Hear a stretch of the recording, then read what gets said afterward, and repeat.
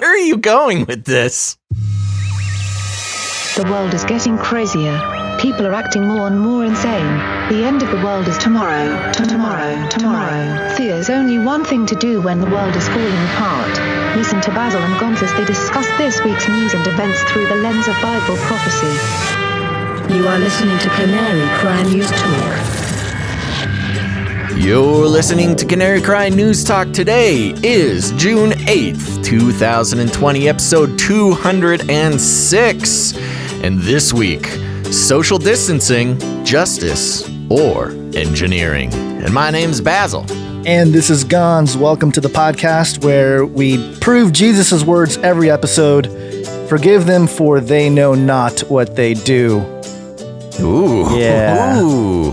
Let's get biblical. In hot. Let's get biblical. Yeah. Strong words, Gonz. Yep. Strong words, but I like them. I like it. I like it when you get sassy. That's biblically sassy. We're Biblically live sassy. on the Face Like the Sun YouTube channel, Canary Cry Radio YouTube channel, Twitch, DLive, Facebook, and Periscope Twitter, which I never get any numbers from that. It just looks like nobody's watching. So yeah, what's up, That's everybody? Okay. How's everybody doing? That's okay.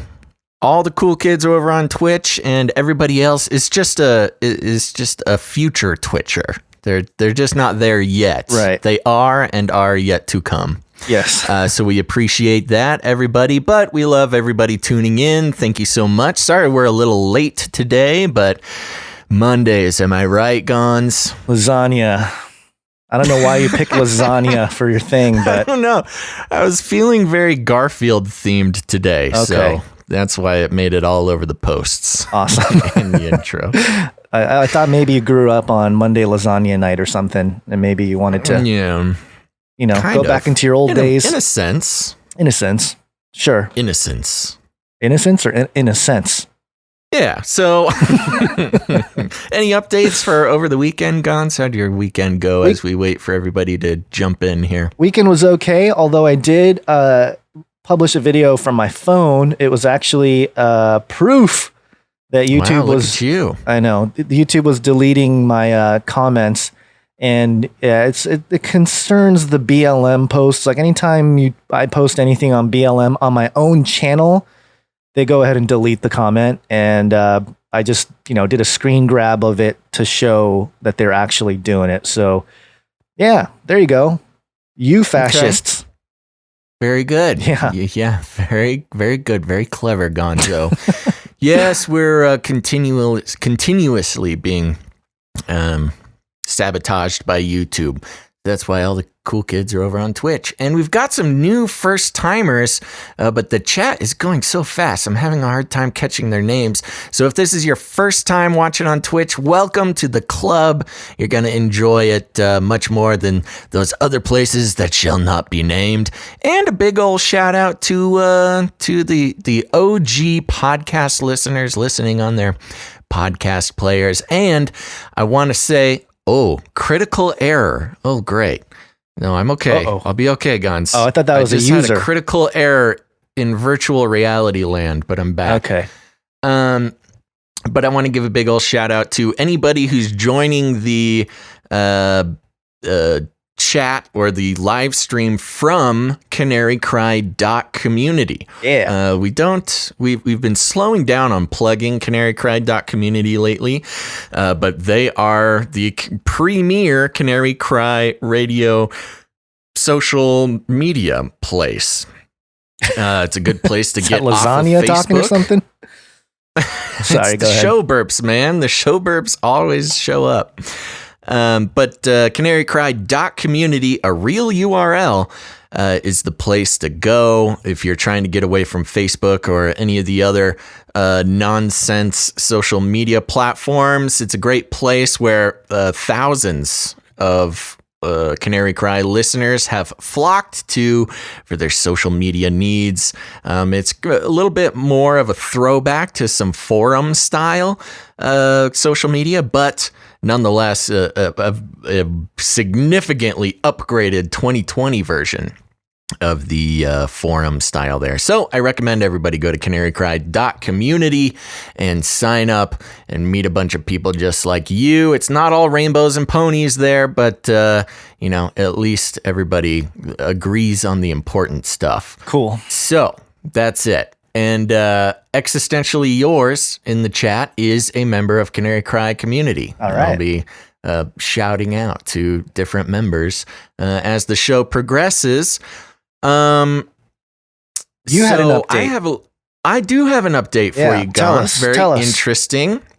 As many longtime Canary Criers will know, I will occasionally go full on boots on the ground, go places, interview people, whether they're politicians from Rand Paul to Bundy, who ran for governor of Nevada, or all the way to Burning Man, and give some boots on the ground reporting from Burning Man. And this last weekend, Gons, I thought it was my duty to all the listeners and producers out there to go out and experience a Black Lives Matter protest on my own. So I did. Excellent. Before you go on, though, did you hit record on your audition? That's a great question. Let me check. Yes, I did. Fantastic. Yes, I did, because I'm a professional. Okay, good. Been having issues with that the last couple episodes. Go on. So you went to a BLM. So, did you wear your googly eyes so everyone can see that Basil was here? But luckily, it's just a part of culture now. You can completely hide your face. So I was wearing my mask, had my sunglasses on, had lots of nondescript clothing. I was blending in quite well, except for the fact that I had a big camera on me and a big some other equipment. And it was very interesting. I had an interesting experience. It was nothing like what I've been seeing on TV. Of course, I really do not promote looting and rioting, but I thought, wow, what an exciting thing to cover if this protest broke out into, the more exciting yet more illegal version of the protests that we've been seeing on the internet and on TV. But that didn't happen. It was all peaceful. I got there, and it was just kind of a big, I traveled to a medium-sized American city. And basically there's just a lot of speakers and there's a couple bands and people from different minority groups all kind of getting up and, of course, giving similar messages, really almost interchangeable messages, which, at least they're on a united front. Of course, there's a lot of signs, a lot of young people, almost entirely younger than me, with the exception of, a handful of older people.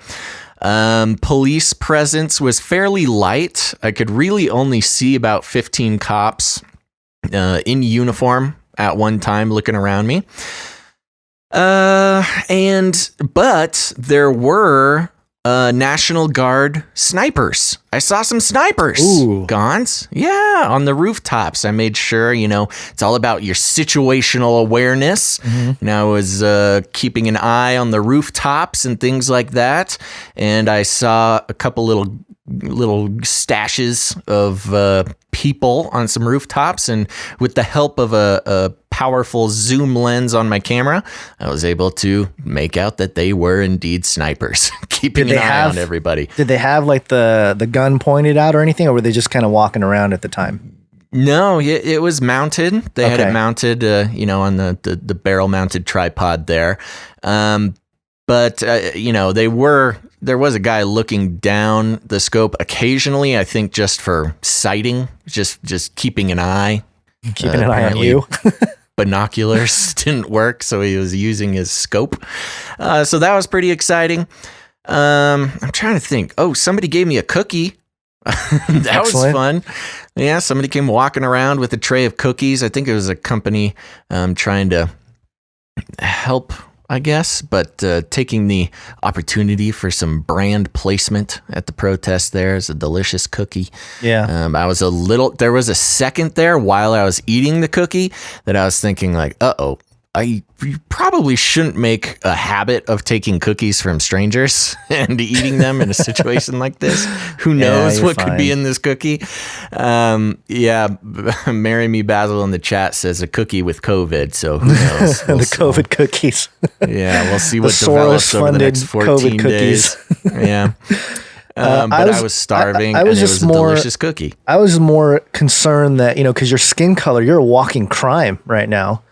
You're a walking illegal. So. It was all white kids. They were all white kids. I mean, except for the speakers. This is interesting to talk about. Okay. In this particular instance, the speakers were almost entirely made up of faith leaders. Oh, interesting. A lot of pastors, some worship leaders from local churches, kind of ranging, because I know where the local churches kind of stand theologically. Mm-hmm. It was very interesting to see. There was speakers all the way from a white guy as a sort of interfaith speaker. Oh boy. Then there was a bunch of Christian leaders from around town. I'm happy to report many of them were black, at least. It wasn't just a bunch of white people, doing a Black Lives Matter event. But, I did bring my recorder and stuff, because usually in situations like this, I'll get a bunch of interviews. Usually something exciting happens that makes it a compelling audio story. Almost nothing exciting enough happened to make a full story out of it. And nobody really wanted to talk to me. I think I kind of looked like a cop. I was getting a lot of nasty looks from people. I don't know. I didn't quite. I tried to blend in as best as I could, but I didn't quite match the full on, revolutionary look that most of the kids, had there. I was getting a lot of sort of suspicious looks, and nobody really talked to me. There were some Second Amendment people showing up. Always good. Always helpful. Yep, some big gnarly dudes in their full tactical gear, carrying rifles. No mask. Everybody had masks, but those guys no masks. Made a point about that, and I wanted to talk to them as well, but they really did not want to talk to anybody.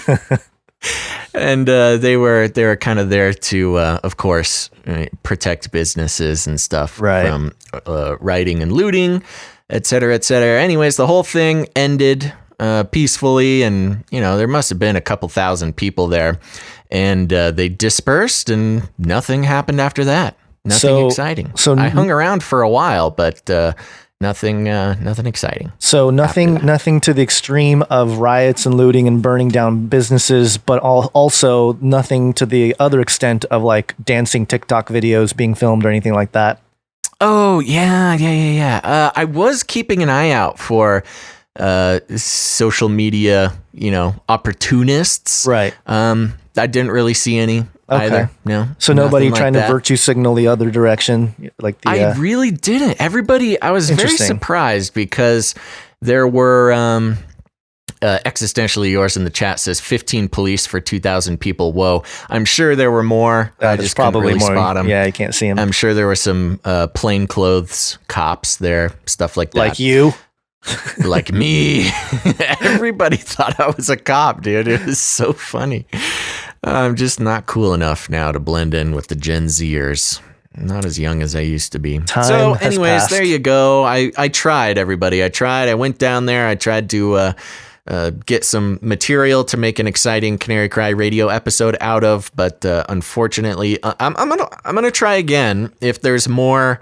If there's more protests in a reasonable distance of me over the next couple weeks, I will do my best to make it there, and try to get some stuff that we can build an episode out of, and we'll just see what happens. Yeah. There's a few protests in my area as well, but I don't know. After seeing it just looked like a bunch of high school kids holding up signs that don't make any sense.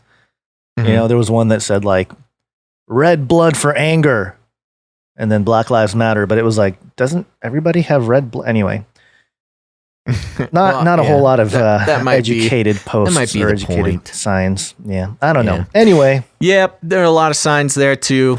Nothing too exciting. I spent a long time just recording me reading signs because there's nothing else to report on. I was like, let's go read some signs, and there was nothing exciting. you should have just I'll stood. try. You should have gotten your googly eyes and just stood on a giant, I don't know, bright car or something with a megaphone and said, I'll keep you warm and safe in my people zoo. I'm sure people would have Yeah. been stoked. I know. You know what I need to do is get some press uniform material, some press, like a press vest, Right. press badge, So and people stuff. think you're more important than how you Well, appeared. We are technically press, Gons. I know, but we don't get we've verified gotten as into, press. That's true. Anyway. Okay. So Anyways, moving on. moving on. Floopy update. Do you want fries with that?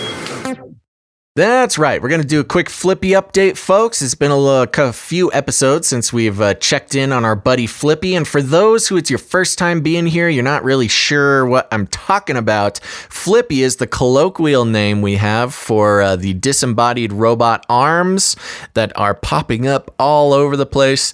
And they're taking our jobs, enslaving our children, and flirting with our spouses. And we use it as a proxy to examine how, when, and in what sneaky ways robots are making their way into our life and taking over the world. So this one comes from, I lost it. There it is. ScienceDaily.com. And the article is titled Artificial Chemist Combines AI, artificial intelligence, robotics to conduct autonomous R&D. Now, this is a big deal because companies, traditionally will, at least the big ones, will put huge percentages of their earnings into R&D, getting ready for the future and seeing how else they can take over the world.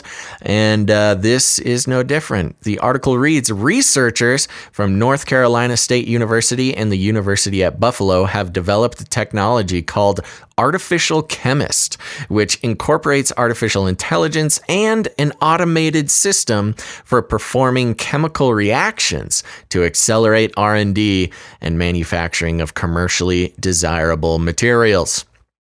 In proof of concept experiments, the researchers demonstrated that Artificial Chemist can identify and produce the best possible quantum dots for any color in 15 minutes or less. Quantum dots are colloidal semiconductor nanocrystals, which, that sounds fake, which are used in applications such as LED displays. However, the researchers are quick to note that Artificial Chemist can identify the best material to meet any suite of measurable properties, not just quantum dots. Quote, Artificial Chemist is a truly autonomous system that can intelligently navigate through the chemical universe, says Milad Abalhassani, corresponding author of a paper on the work and an assistant professor of chemical and biomolecular engineering at North Carolina State. Quote, currently, Artificial Chemist is designed for solution processed materials, meaning it works for materials that can be made using liquid chemical precursors. Solution processed materials include high value materials such as quantum dots, metal oxide nanoparticles, metal organic frameworks, and so on. The Artificial Chemist is similar to a self-driving car, but a self-driving car at least has a finite number of routes to choose from in order to reach its pre-selected destination. With Artificial Chemist, you can give a set of desired parameters, which are the properties you want the final material to have. Artificial Chemist has to figure out everything else, such as what the chemical precursors will be and what the synthetic route will be, while minimizing the consumption of those chemical precursors. So, Gons, long story short, and I'll just summarize the rest of the article here for sake of time. They've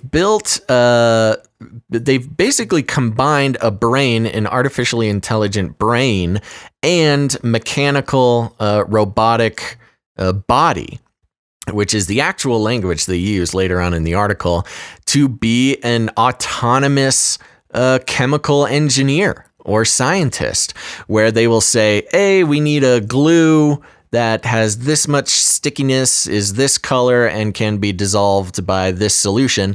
And the artificial intelligence will just create it on its own, Right. without any human help. Yeah. And not just dream it up chemically, but also manufacture it, which is very, very interesting and is a huge leap in what we see being used, robotics and artificial intelligence being used for now. And it's, when you talk about the scary speed of development of science and technology, one of the big worries that we have about artificial intelligence will be that it will gain the ability to either replicate itself, build itself, avatars to be able to control. I mean, this is straight up Skynet, of course. This has been proposed for a long time, but this artificial chemist is exactly that, in the form of, instead of building other little robots, it can build chemicals. Yeah. So what happens when the AI turns against the scientists and creates a cloud of mustard gas in the lab, Gons? What happens then? Well, a couple things. First off, they can probably test out chemical reactions that normal people know are dangerous, to see what kind of things that they can come up with. But also, Sigra the Beast in the Twitch chat mentioned it, and my exact thoughts. AI and chemist, if you put those together, you can make it look like it says alchemist. Oh my gosh. Yeah. Good call. So Good a spot, few other people whoever were that mentioning was. it in the chat, but yeah, this is like alchemy, basically. Robot making chemicals, trying to come up with all the stuff to Very replicate interesting. themselves and quantum dots and all the rest. So good job. So there you Flippy. go. Flippy got a promotion. He started out flipping burgers in fast food chains and making pizzas, and now he's a chemical engineer. Our little man is growing up, a little robot man is growing up. Our little robot man is growing up. He's really doing well for himself. Doing it quickly as well. Very Yeah, scary. too fast. Scary Too fast. fast. Yeah. I don't like it. Okay.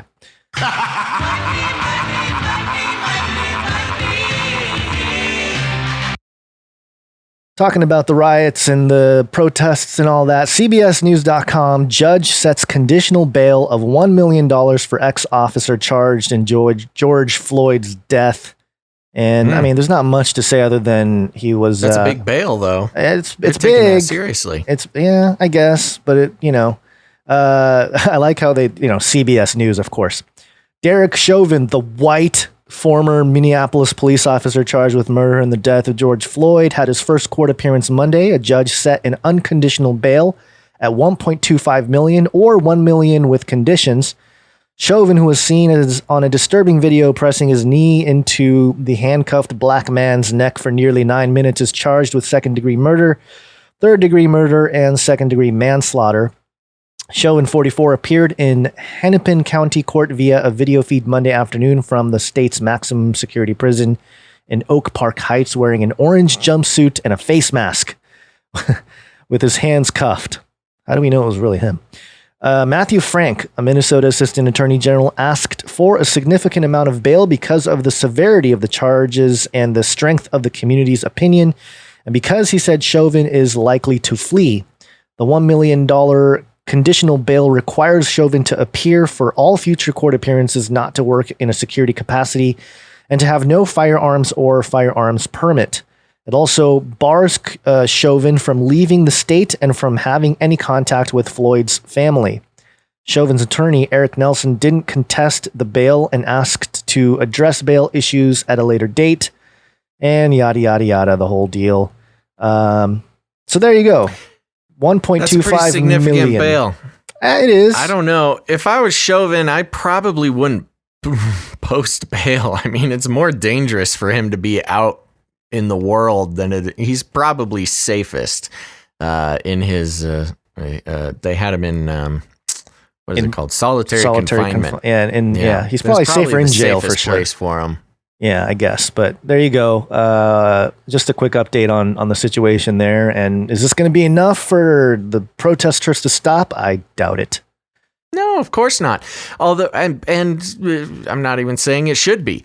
But an interesting thing that got brought up, I saw floating around, was a problem with the increased charges brought against him. And we won't really know until his day in court actually comes, which surely, with how slow the justice system moves, could be a year or however long they want to stretch out this whole thing. But the increase of the charges, which was brought up to, I believe, just off the top of my head, a 3rd-degree murder charge and 2 separate second-degree murder charges, murder and negligence and manslaughter. I saw something floating around that it's actually might not be great that those charges were increased, because as the charges become more serious, the harder it is to convict. For a lot of those higher murder charges, you need a lot more sort of, what is the word I'm looking for? Not just objective evidence, but subjective evidence. Oh, a lot like, of these like ones he did you need it to prove. You need to prove that he had a racial motivation to do it and stuff like that. You need to Right. prove that in his heart he wanted to kill. Well, they're just going to jack in the neural lace and read his thoughts, and then they'll know for sure. Maybe he's if anybody's going to be the first, the first publicly tested brain computer interface guy. Maybe he's the guy. Yeah, which is a big setup. It could be a big setup, because if during the trial, because of the charges being brought against him are harder to convict, he may get acquitted or not convicted, which would spark, who knows Another what the timing on this would be, outrage. but even more intense riots and rebellion, which in some cases, depending who you ask, might be exactly what they're looking for. Who knows? Yeah. If you were going to talk about the controlled mechanism of this entire social engineering apparatus, then sure. There sure would be an easy way to up the ante on this whole thing. Yeah, there's some people in the chat, and I don't know how, I guess not truthful, but there was somebody talking about the UN, that they're going to bring this to the UN courts, and that'll be a whole nother thing that's interesting, a sort of world court situation that we mentioned in the last episode for Trump. They might do this for Chauvin and create an example of, hey, the world is watching and we disapprove now that the protests have broken out all over the world. This is very interesting. This is definitely New World Order all over the place. So yeah, I actually almost threw that article into our notes here. I ended up not throwing it in there, I don't believe. But actually George Floyd's lawyer sent a letter to the UN. Right, that's right. Yeah, I saw that. To get involved because of mainly based on the idea that the minorities in America are being refused their rights, and usually that's the UN's job, is to go in and liberate people all over the world. So, which also plays into the storyline of the UN being involved in some sort of martial law in the United States, which there's been reports of sightings of UN vehicles and stuff for years now. I personally haven't seen them or been able to corroborate them past, more random blogs and stuff. But it certainly fits into the storyline. Yep. Well, I got a couple updates from the whole situation here. This one, we don't usually play a whole lot of clips, especially news clips. We do once in a while, but this one I thought was interesting because it's CNN, and I always like it when people go on CNN and they just totally demolish the host and make just a mockery out of the whole situation. I tried to tell you. And this one is, I don't know the name of the officer. I think he's an officer or some kind of lieutenant person here. It's a couple minutes here, but I just thought it was a good clip to play. Because it was, I don't know. I got some joy out of it, Basil. Is this bad that I'm getting joy out of people on CNN getting humiliated? Probably not. Yeah, it might be. Okay. You're sick, man. I'm a sick man. I'm a sick man. In the country, what's your message? You don't believe that for 1 minute, do you? That their message is? Yeah. That's what they said to me. Okay. Yeah, I believe them. Of Any course I believe them protests when they say over the that. deaths of these cops today in Baton Rouge? I don't know that. Any riots or protests over the police officers in Dallas, Texas? Sheriff David Clark. What are you asking? It's a pretty simple question. I asked you what's your message to the people. Their message is one of peace. What is your message? My message has been clear from day one 2 years ago. This anti-cop sentiment from this hateful ideology called Black Lives Matter has fueled this rage against the American police officer. I predicted this 2 years ago. So what I want to know. Okay, Sheriff. Do I want to know? With all due respect, do you know that this was because of that? Yes, I do. As a law enforcement officer? I've been watching this for 2 years. I predicted this. Yeah. This anti-police rhetoric sweeping the country has turned out some hateful things inside of people that are now playing themselves out on the American police officer.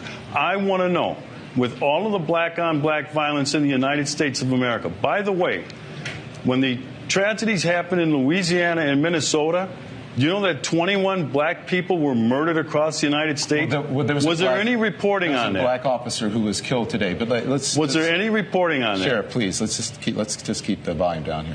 So I understand, and listen. I'm looking at disagree. 3 dead cops this week, Sheriff, and I'm looking at 5 last year. You're trying to tell Some me to tone keep it policing down? going on. Please, we can keep it civil. So, because the message to people at home, I'm sure you want, is one of civility. I wish, Don, I wish you had that message of civility to have a conversation toward with this you. Hateful ideology, these purveyors of You don't hate. know what my message is. That's what I want they to say do. to you is These if you'll people let me preach are you gonna let me get a vile word in? and virtue We'll be right in the back. name We're of going to go to break, hate. and we'll be right back. All I want to do is have a conversation. I can't have a conversation with you if we're both talking at the same time.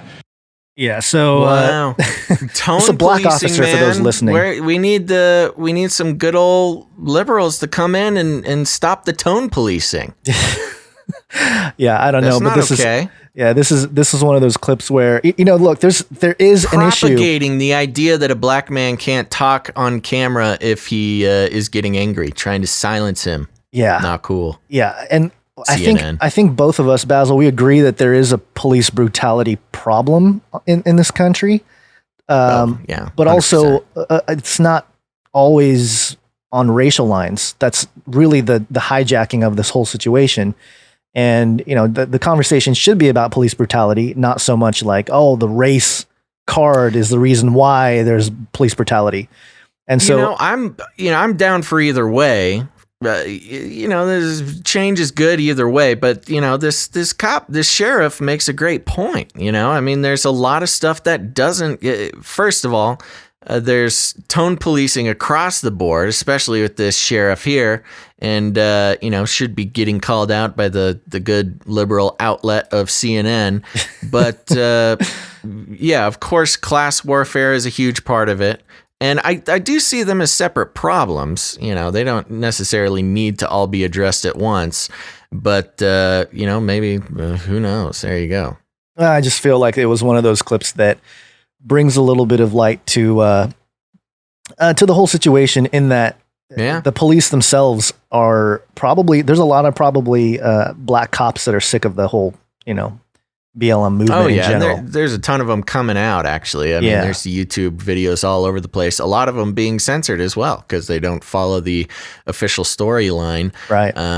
Trying to propagate. And, I think guys like this deserve an answer. That's a big problem. One of the biggest problems with that is they're just getting pushed aside as if what they're saying doesn't make any sense.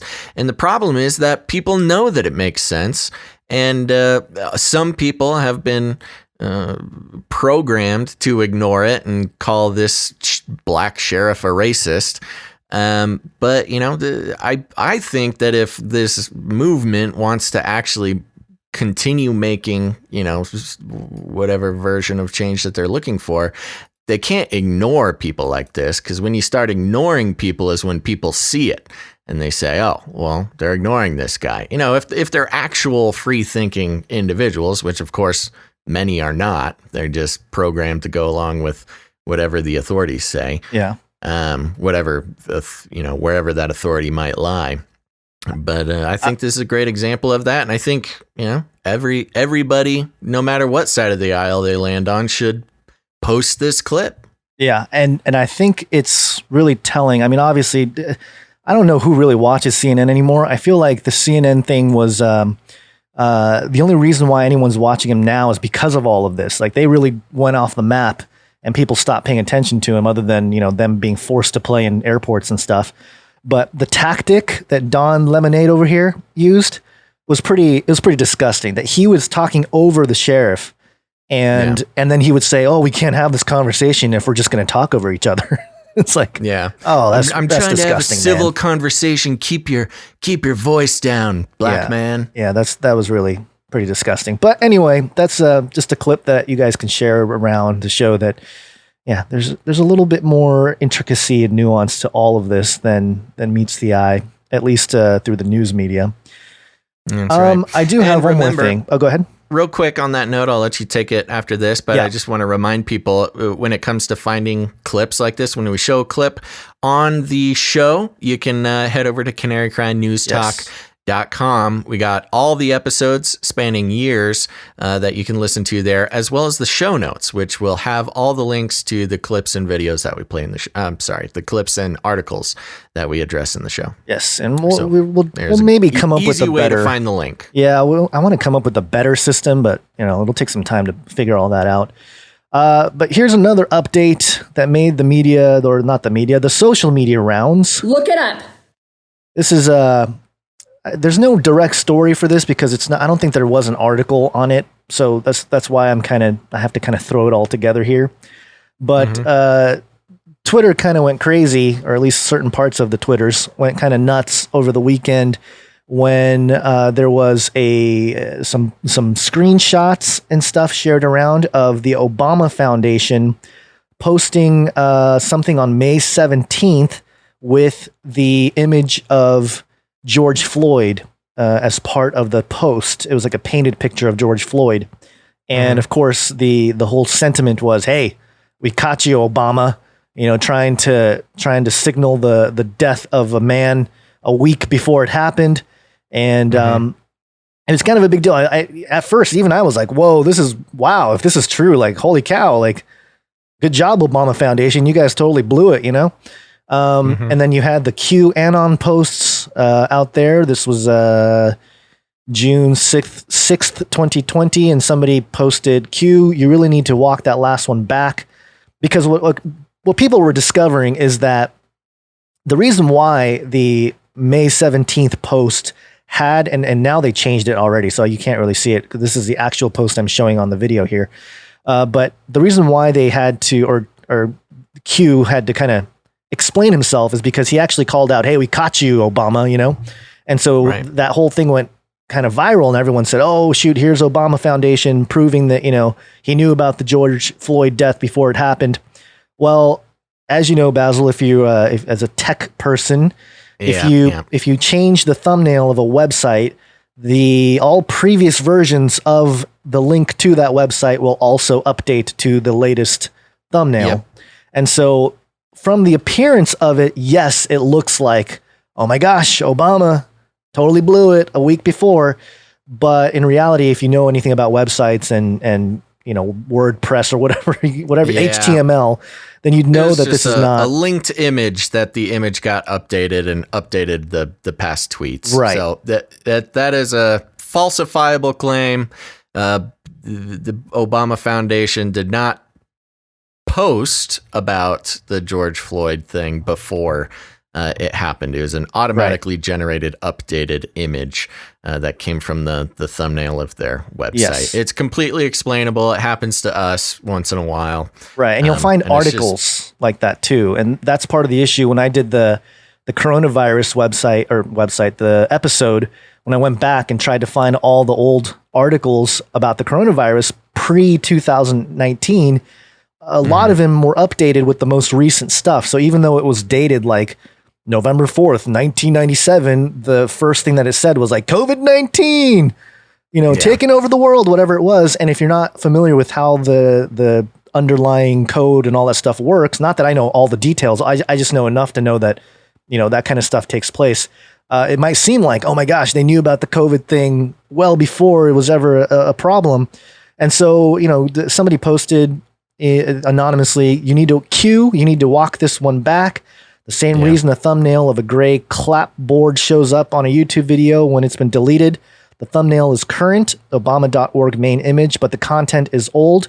Q, you really need to retract that. And as a response, Q posted this, just some code, just some code that takes you to the validator page of Twitter. And I mean, to anyone that's not familiar with code, it might seem like, oh, it's some hidden thing, like you can verify it. And I think X22 report, which I like X22. I've listened to them over the years. He came out with an explanation like, oh, the NSA had some kind of pre-test of the thumbnail prior to Twitter, or prior to them posting it or whatever. And so they have the evidence and whatnot. And I don't know, guys. I'm really sorry for the Q guys out there, but I feel like they really blew it on this one and trying to make it seem like there was something there and there wasn't. And I know how it looks, and maybe, you know what, maybe Q is right. Maybe they do have some kind of NSA stuff that they figured out beforehand, but I feel like you don't need that to really point your finger at the Obama crowd, if you will. That they're part of this whole propaganda machine. Truly the case that they knew it was going to happen or not, it is a pretty simple fix, which shows either two things: whoever was controlling that post either doesn't really know very well how the internet works, or was being purposefully misleading. Right. Either way, it does not look very good. Not a good look. And doing this. And the following post by Q: not all posts are meant for anons. As a way to kind of try to say like, hey, secret code in the code. And I don't know, guys. Yeah, that's to me, this was a way to get around it. This was a big. There you go. We got Flippy Official is in the chat today. The official Twitch account of Flippy, our favorite disembodied arm. And he says, any spouses out there? How you doing? He's hitting on people's spouses, trying to flirt with our spouses, everybody. Yeah, not good. Flippy, what are you doing, buddy? Yeah. Glad you're here, Flippy. Stick around. Don't enslave me. Okay, so let's see. Where are we on the list here? We're on a couple more down, buddy. We're at the bees. Son of a beast. The bees. Okay. I thought this was pretty funny. WND.com. WorldNet Daily. What? WorldNet Daily. Oh yeah. The article is titled "Man Arrives at Protest with Trailer Full of Bees in Case Riots Break Out." I just like this. I wanted to throw it in here and talk about it. The article reads, as the protests that have flared throughout America came to Janesville, Wisconsin this week, so did what one man dubbed his riot control bees. On Sunday, over 100 people gathered in Janesville to hold a demonstration protesting the death of George Floyd in Minneapolis, according to the Gazette Extra. The march came after a Saturday night that saw cities across the nation marred by rioting that began in Minneapolis when protests over Floyd's death morphed into rampages of arson and looting. As the city readied itself for every eventuality, beekeeper Greg Hoft had his own idea about ensuring the safety of the community. Hoft shared his plans in a since deleted Facebook post. Oh, why do you delete it? Quote, "The riot control bees are in their holding yard waiting to clear the streets of Janesville and keep peace in this county. I'm willing to bring them in and kick them over if things get out of control," the Gazette Extra quoted Hoft's post saying. As a result, Hoff joined those ready to support the police with 12 boxes of bees on a trailer that he towed into a parking lot, just in case they were needed. After police learned that Hoff was ready to unleash bees on the protest, I can't say it without cracking up, He was asked to leave and did so. Janesville Police Department Sergeant Dean Sukas told the Gazette Extra. While there were also some civilians who came armed and ready to keep the peace if police needed help, Sukas said the department had things under control here. The protest did not devolve into violence. Eric Vasquez, a youth advocate at Franklin Middle School, said the protest was not about dividing Janesville. Quote, even though we don't see as many bad things in Janesville, it's important for us to stand up for other cities, Vasquez told the Gazette Extra. Our city can be an example of what it is to actually be a community helping each other, a community working with police rather than fearing them. The protest was organized by the Rock Valley Fellowship of Reconciliation, which stages weekly peace vigils in Janesville. Hoff's concept drew the attention of Tyler O'Neill, writing on PJ Media. Quote, given the shameful way in which so many police have abandoned their posts in the riots, it seems quite fitting a pseudo-vigilante like Greg Hoff would be prepared with his riot control bees. Pseudo-vigilante. I like that. Pseudo-vigilante. Yeah. There's a big movement of the real-life superhero vigilante movement where people were, trying to actually be superheroes and dress up and do the whole thing. This guy is my favorite vigilante. He just rolls around town with a bunch of bees and unleashes them. Which, this is really funny. It's very dangerous, though, with how many people are actually allergic to bees. That could have killed more people than maybe he was expecting. But still very funny. The article ends, who knows, perhaps the National Guard should learn from Hoff's example. Bee stings tend to be far less deadly than bullets for those who aren't allergic, but the pesky little buzzers are truly terrifying. Riot control bees may prove an excellent deterrent to looting and rioting, he wrote. So there you go. I think you might be given the elite power structures some too many ideas. Too many ideas. Yeah. We already know that we have robot bees, robot bee swarms. And who knows, that might become a tactic used by law enforcement to keep the people down, man. Son of a bee sting. Nice. Probably the best use of that. Yeah. I don't think we've ever had any better fitting story for that clip. Yeah. On another sort of lighthearted note here, this is on printly.com. It will kill. North Carolina Speedway holds huge race and calls it a peaceful protest. North Carolina Ace Speedway owner Robert Turner isn't supposed to hold any more rallies due to the governor's current Phase 2 order, but an ingenious Turner decided to hold race protests. With thousands of spectators attending the track, by calling them protests, he can hold as many races as he wants. Way to go, Rob. Getting around the system. Yeah, we get to go to the racetrack and protest by watching some cool cars. Oh yeah, I've been thinking about that Razzle Dazzle clip, man. I want to bring it back at my intro. I need a hyped up intro. Well, maybe the hyped up intro music that we'll play at the end of the episode will get you more hyped. The one that we played for a little while and then we didn't play, and we might bring it back. We'll see. We'll bring it back. Well, at the end of show playlist there, we're gonna bring back the intro music that we used for a while, but it's just chocked full of too many inside jokes. New listeners didn't get it. So we're putting it at the end so you can listen to the show, learn all the inside jokes, and then listen to the fun song at the end. So stick around. A lot of people, we should say it. I don't think we've said it early in the show like this, but stick all the way through the show, even after we sign off, because we've got a playlist of really funny songs that are created by producers of the show, and listeners. So make sure to stick around for that.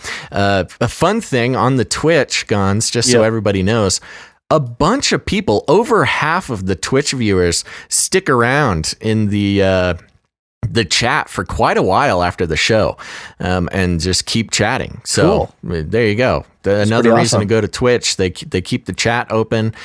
So it's a fun little party after the show. Yeah, we'll do a little Twitch shout out, and we'll check on the rankings of where we're at with the podcast. But I got one more quick story before we get into all of that. It will kill.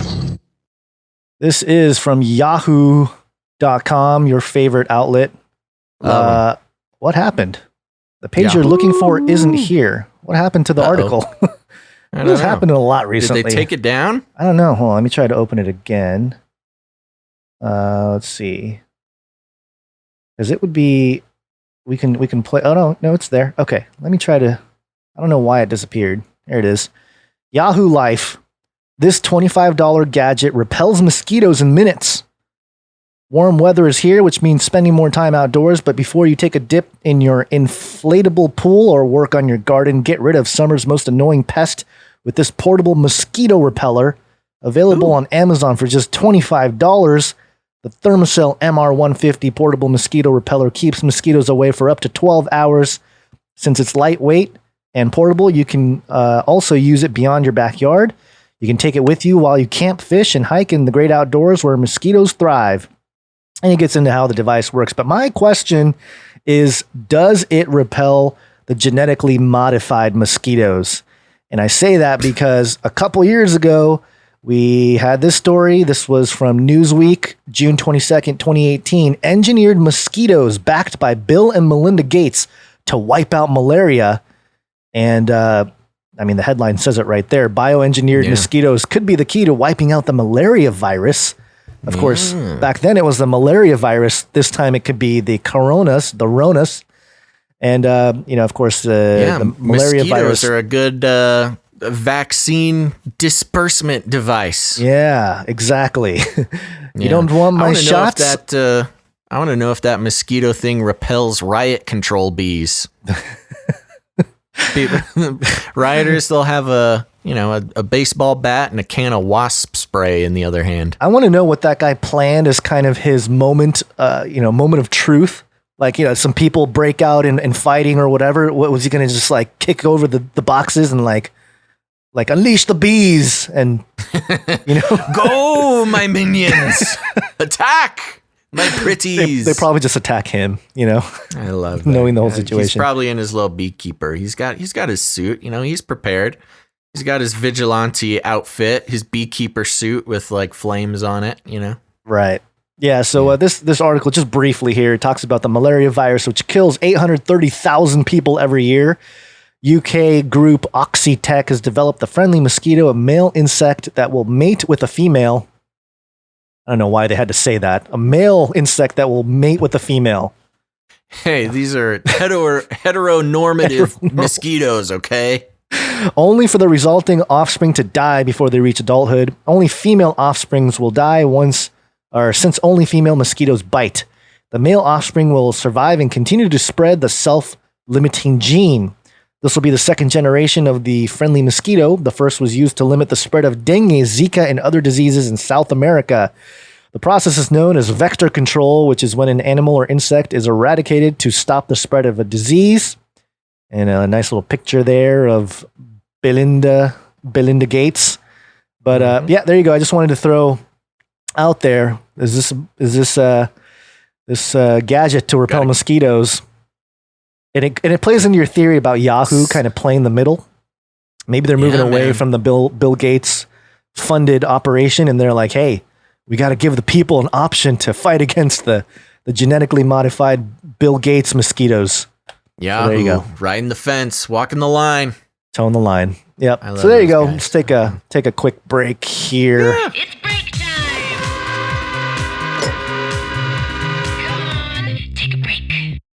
Come on, take a break, everybody. Just a real quick break. Don't worry, we're going to be getting back to the stories here in a second. Don't go anywhere, but we want to give some quick shout outs to new Twitch followers. Gons, are you ready, Mr. Dinger? Got my dinger ready. Dinger dinged. Here we go. We are starting out with Marita HDZ17. Marita DZ17. Crusader for the Little Guy. Woo! Following us on Twitch. Yeah, glad to have him on the team. I am Kuel. Kuel, like Kewl? Yes, I think I actually read him out last episode. That's how I used to spell cool when I was using. We all did. Using AOL. MySpace. AIM. Yeah. Oh yeah, right. I go way MSN back. Messenger. Let's keep going. The AROS one. The AROS. Okay. We got John John Nada, 8 o'clock a.m. I think I'm repeating some, but that's okay. We'll move fast. Super Duper 007. Okay, I'm definitely repeating some. Ultrabon 123. That sounds familiar too. Yes. Okay. Hold on. I gotta go up a little bit. Yeah. Okay, let's start right here. Canary Cry versus Flippy. Ooh. Yeah. That would be a Injured good cage Guy, match. 74. Injured I guy. got him too. Oh no. This list I have here might not be in order, so I'm just gonna keep going. 7. Heavenbound 7. Laren 82. That Tommy Laren? Oh. Lone Yukon. Oasis. Like the band? Must be. Champagne Supernova? Gwendy Kilby. Catastrophe 13. Okay. Catastrophe. Got it. Yeah, Catastrophe. G Dustin 87. This one's fun. Big Spacey Abrams. I like that. Spacey Abrams. Spacey following Abrams. us on Twitch here. Armed Society, Polite Society. Ooh. A little Second Amendment guy here. Cool. Bay 12, please. Oh, this one's good. Creepy Uncle Joe follows us now. Oh, he's here finally. Hairy Legs has showed up. Got him. All right. Creepy Uncle Joe. Thank you, We Hairy got Legs. Stifled by the algorithm. Sorry, stifled by algorithms. Okay. Yeah, Awesome. I get it. Yep. Yeah, I feel you, buddy. Yeah, for sure. Nectar loving. This one's good. Nectar loving Nephilim. Sorry, my finger slipped on that one. Here's another good one. The real Putin. Oh, the real Putin. Yeah, he's getting mad. If we finally got him, the real Putin. Yeah. D.13. Cool. Solemnus. Solemnus. I like it. OG Gamer X. Looks like he's a longtime Twitch user, I think. So Yeah. Thanks for being here. Riot Wolf. Bahozorom X. Okay. Sorry. Rolsick 59. Kirkup over and out. And one last one here for this break. Basil, not just a herb. That's right. Basil, not just an herb. Thank you very much to our new Twitch followers. And if anybody out there, you want to make the switch during the show here, we will give you a shout out during the show and to show our appreciation for following us over on Twitch. For those who don't know, we have been increasingly stifled over on YouTube. Susan Wojcicki has lost her patience with us. So we have lost monetization over on YouTube.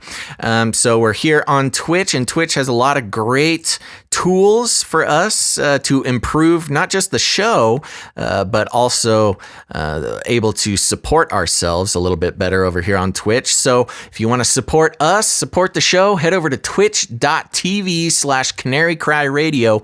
It's really fun. You get to make a new, listen to this, Guns, you get to make a new account, and doesn't need to be connected to your Gmail. You can make whatever username you want. It's super fun. Reinvent yourself and join the party over at twitch.tv/Canary Cry Radio. We'll be dropping the link in the chats that will go across the internet. And follow the link, folks, and follow us on Twitch. And the chat over on Twitch is a real party compared to the YouTube chat. So head on over, follow us there. We'll be eternally grateful for your support over on the Twitch channel. Okay, are we good for that short break, Gons? We're good. Let's move on. I'm gonna do this one. Burn it all. Burn it all. This is EgyptIndependent.com. The article's titled British Anti-Racism Protesters Call for Destruction of Giza Pyramids. What? Ah! Yeah. The pyramids are racist, man. We got to burn them down. Well, they were built by slaves. Slaves or aliens. So we don't know. They could be anti-racist alien protesters, but let's read the article and find out. British anti-racism protesters called for the destruction of Egypt's Giza pyramids on Sunday after tearing down a statue of a slave trader in the city of Bristol and throwing it in the Avon River, CNN reported Monday. British anti-racism protesters, not even Egyptian anti-racism, right? They're British anti-racism protesters calling for the destruction of one of the wonders of the world. How is that not racist? I don't know. It's so racist. Like, we're so not racist that we're going to tell you, Egypt, what to do with your most prized possession. What is going on over in, I don't know. You know what? You can take the colonialism out of you can take Britain out of colonialism, but you can't take the colonialism out of Britain. Mm-hmm. Even today, they're trying to destroy the culture of people all over the world. To end racism. I'm just messing with you, British listeners. But seriously, what's going on? The article continues. The pyramids have been among the most frequently discussed topics in the UK over the past several hours, inspired by controversy over who built them. Was it the aliens? Protesters tore down the statue of British slave trader Edward Colston on the second day of protests, condemning racism in the UK, part of a response to the killing of George Floyd, an African-American man, by white policemen in the city of Minneapolis, USA. Colston was responsible for the enslavement and transfer of of more than 80,000 people from Africa to the New World in the 17th century. Dude must have been loaded. Whoa. What a burden to carry, enslaving 80,000 people for your own personal gain, while working with the Royal African Company, according to CNN.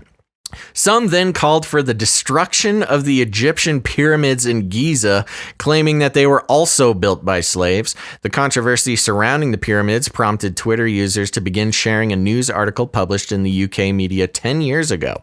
The article features an announcement by the Egyptian government on January 11th, 2010, of the discovery of the tombs of laborers who constructed the pyramids more than 4,000 years ago. At the time of the announcement, archaeologists said that the discovery supported evidence that the people who built the pyramids were not slaves, but rather were paid laborers. The laborers' tombs, which were built of mud during the 4th Pharaonic dynasty, contained jars of beer and bread for the next life. At the time, head of the excavating team, Zahi Hawass, said the discovery showed... What? Zahi, he's known to be very shilly about the whole pyramid situation. Is he? Yeah. I've never heard of this guy before. Yeah, I think he was like the lead archaeologist or something for Egypt, and anytime he discovered something, he wouldn't share it with the public, and there was a whole thing. Anyway, go on. Interesting. At the time, head of the excavating team, Zahi Hawass, said the discovery showed that the pyramid builders were paid workers, not slaves. Hawass added, quote, "These tombs were built next to the Pyramid of the King, which indicates these people were not slaves in any way." As the debate in Britain over the demolition of the pyramids raged, foreign archaeologists published a slide depicting records written by the pyramids' builders, which confirmed that the pyramids were not built by slaves. UK Home Secretary Priti Patel told Sky News that toppling the statue of Colston in Britain was, quote, "utterly disgraceful and a distraction from the cause in which people are protesting about." Meanwhile, earlier on Sunday, British Prime Minister Boris Johnson said that the anti-racism protests in his country were, quote, "subverted by thuggery." Wow, what a British term. That's the most British thing I've read in a while. Subverted by thuggery. Yeah. Gosh, this is just, there's almost nothing to say about this. It's just the maximum ridiculousness. I'm waiting for Tsoukalos to be like, Tsoukalos being the hair guy from Ancient Aliens, being like, yeah, down with the pyramids. And then, gleeing about, finding out what's under him. Oh, yeah. Well, that is an interesting concept. Yeah, if you tore down the pyramids, which is just complete insanity, but you would get a good look at whatever's inside there. How would you just have to blow them up. You couldn't dismantle them. Yeah. What was that movie where they blew up the pyramids and there was I think it was Transformers? I always remember that scene for some reason. Yeah, there was a whole battle on the pyramids there. There was also, they made an appearance in the new Sonic movie. Oh. Obscure. It's part of the Is that the redo? Illuminati programming that was in the Sonic movie. Was it the redo after the people didn't like the way Sonic looked? Yes. I gave a whole breakdown of the Sonic movie on an episode. Oh, I don't know, whenever it came out, 6 months ago or so. No, gosh, way more than 6 months now. Oh my gosh, 2020 is flying by. It's making me very uncomfortable. Yes, it goes by quicker. Time speeds up as you get older. I know. It's not fun. What do you got? What's next? Well, isn't that special? So we have a story from USA Today. George Floyd live updates. Minneapolis City Council pledges to defund police. Editors at major papers step down. New York City lifts curfew. This was published on June 7th. And I think there's a few updates here. I think you got another article in there that might be a little more up to date. But I'll read a part of this because this made the rounds over the weekend. The Minneapolis City Council took a major step Sunday towards making radical changes in the city's beleaguered police department. As a supermajority publicly expressed support for disbanding the force. Earlier Sunday, Mayor Bill de Blasio canceled New York's curfew following a day when cities across the nation saw massive peaceful demonstrations against racism and police brutality. Okay, so blah, blah, blah, the whole thing. This article is not very good. I'm going to go to the one that you posted in there. I think there was one about the Blue Lives Matter. Is that the one that had to do with the Minneapolis Police Department? Yeah, I thought the Blue Lives Matter article was an interesting take on it. Okay, so this is Blue Lives Matter. This is defensemaven.io. Minneapolis Council says they will disband PD, replace with community solutions. And actually, there's a correction at the top of this article. Forbes reported that Minneapolis City Council officially voted to disband the police. However, it appears that they did not formally vote yet. They only announced that they had enough votes to disband the police department and be veto-proof. Yeah. And so it says here, members of the Minneapolis City Council announced Sunday that they had enough votes to disband Minneapolis Police Department and replace police with, quote, community-based solutions to public safety. The City Council announced that they had a supermajority which could not be vetoed by Mayor Jacob Frey. Was he the one that was in the TikTok video dancing around too? With a short, I believe that's the young millennial guy who just makes a fool of himself. Yeah, okay, so he's the TikTok dancer.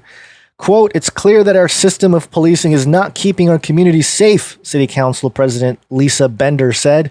Our efforts at incremental reform have failed, period. Our commitment is to end our city's toxic relationship with the Minneapolis Police Department, to end policing as we know it, and to recreate systems of public safety that actually keep us safe, Bender added.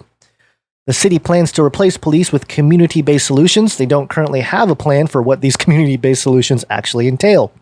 No kidding. But Bender said that they would talk to the community to figure that out later. And usually you disband something when you have a plan to replace it, but not this time. Bender said that dissolving the police department would happen in intermediate steps over the coming months. It's not clear if any police officers will stay around long enough for that to happen. Minneapolis City Ward 3 Councilor Steve Fletcher made the initial announcement of the plan to disband the police department in a series of tweets on Tuesday. Fletcher alleged that the actions of the Minneapolis police have become increasingly dangerous since the May 25th in-custody death of 46-year-old Floyd, blah, blah, blah. He noted that the entire city council has been pushing for criminal justice reform in various ways, but boasted that he has, quote, pretty consistently been on the front edge of the fight to give MPD less money and more accountability even before Floyd's death.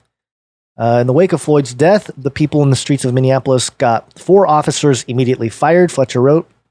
People in the streets got Derek Chauvin charged and his prosecution transferred, It's just kind of the basics of the situation there.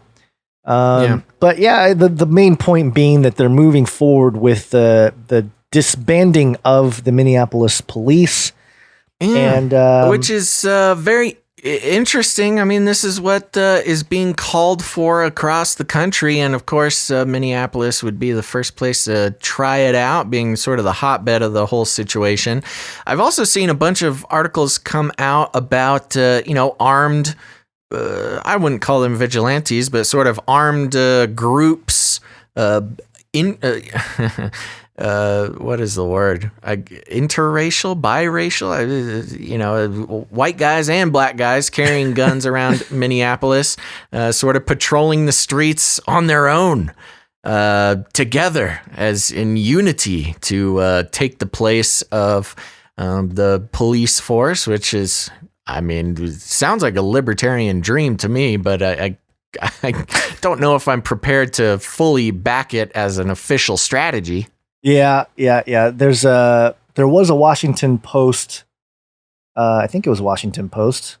Maybe not. Yeah, Washington Post story that you put in here that I can't access because it's behind a paywall. I know. I got locked out of Washington Post too. They let you. The mistake happens when you open up the Washington Post article and then you close it, because they'll let you read one article a day or something for free, and then after that you got to pay for it. And I just can't bring myself to do that quite yet. Well, a lot of people were mentioning how this reminds them of Camden, New Jersey, which actually did do some police reform type stuff in the past. There's a Bloomberg.com article that was published on June 4th of this year. The city that remade its police department as kind of an outline of what they can do, even though it's kind of funny if you read through the article here, which I will in a moment. You'll see that it's not as great as they're trying to make it sound. Across the U.S., protesters have taken to the streets to express rage of the killing of the Floyd guy by a Minneapolis police officer, the Chauvin guy. George Floyd, say his name, Gons. Oh, gosh. There you go. Banned. YouTube's going to shut us down. Get banned. The demonstrations themselves have led to more police shows of force. In Brooklyn, 2 cops rammed their New York City Police Department SUVs into a crowd of protesters. In Philadelphia, officers sprayed tear gas at demonstrators who were penned in between a highway and a fence. But across the Delaware River from Philadelphia in Camden, New Jersey, population 74,000, officers left the riot gear at home and brought an ice cream truck to a march on May 30th. The police department's chief, Joseph Wysocki, who is white, they always have to label the race now. It's 2020. You gotta know. Yeah, it's ridiculous. Gotta know. It's context. Brandished, quote, standing in solidarity poster alongside residents holding Black Lives Matter signs. And there's a picture of him holding up a peace sign. It's kind of a sideways peace sign. I don't know if I trust that. That Camden was able to demonstrate peacefully without escalation looked like a sign of progress in a city that's one of the country's poorest and was once considered its most dangerous. Quote, what we're experiencing today in Camden is the result of many years of deposits in the relationship bank account, says Scott Thompson, Camden's chief of police until 2019. He led the city's high-profile pivot to community policing from 2013 until last year and oversaw what turned out to be a steep decline in crime. Homicides in Camden reached 67 in 2012. A figure for 2019 was 25. Over the past 7 years, the department has undertaken some of the most far-reaching police reforms in the country, and its approach has been praised by former President Barack Obama. The transformation began after the 2012 homicide spike. The department wanted to put more officers on patrol but couldn't afford to hire more, partly because of generous union contracts. So in 2013, the mayor and city council dissolved the local PD and signed an agreement for the county to provide shared services. The new county force is double the size of the old one, and officers almost exclusively patrol the city. They were initially non-union, but have since unionized. Increasing the headcount was a trust-building tactic, says Thompson, who served as chief throughout the transition. Daily non-crisis interactions between residents and cops went up. Police also got de-escalation training and body cameras, and more cameras and devices to detect gunfire were installed around the city. So they upped the surveillance apparatus, conveniently. While many departments define reasonable force in the line of duty vaguely, Camden's definition is much clearer. The department adopted an 18-page use of force policy in 2019, developed with New York University's policing project. The rules emphasize that de-escalation has to come first. Deadly force, such as a chokehold or firing a gun, can only be used in certain situations. once every other tactic has been exhausted. Quote, it requires that force is not only reasonable and necessary, but that it's proportionate, says Farhang Hayardari, executive director of the Policing Project. Most important, quote, these requirements, they're requirements, they're not suggestions. An officer who sees a colleague violating the edict must intervene. The department can fire any officer it finds acted out of line. By the department's account, reports of excessive force complaints in Camden have dropped 95% since 2014. Like most matters of policing, however, Camden's success story isn't that simple. Members of the police force are now more likely to live in suburbs than in the city of Camden, according to the local NAACP chapter. Quote, 90% of Camden's population is minority. We have a lot of young individuals who don't look like us that are getting these jobs, says Kevin Barfield, the chapter president. The higher number of officers on the streets was uncomfortable at first, says Naima Watson, Rutgers University at Camden's Associate Chancellor for Civic Engagement, who helped connect the new department to local youth in its early days. Quote, you felt that this eye was on you. It took me some time to adjust to having police cars stationed on major thoroughfares. She says, that still raises the hair on my neck sometimes, but I know their approach is an attempt to say, we're here, we're visible. In a 2015 report, the American Civil Liberties Union praised Camden for its reform, but noted a significant increase in low-level arrests and summonses. The department says it's mindful of over-pursuing petty offenses. Quote, we know when we police a city that has 30% of the residents under the poverty line, a $400 speeding ticket or ticket in general will be absolutely devastating financially, says Dan Keeshan, a spokesperson for the Camden County Police Department. Community organizer Iand Merrill and other activists are pushing to create a civilian review board for cases in which force is used.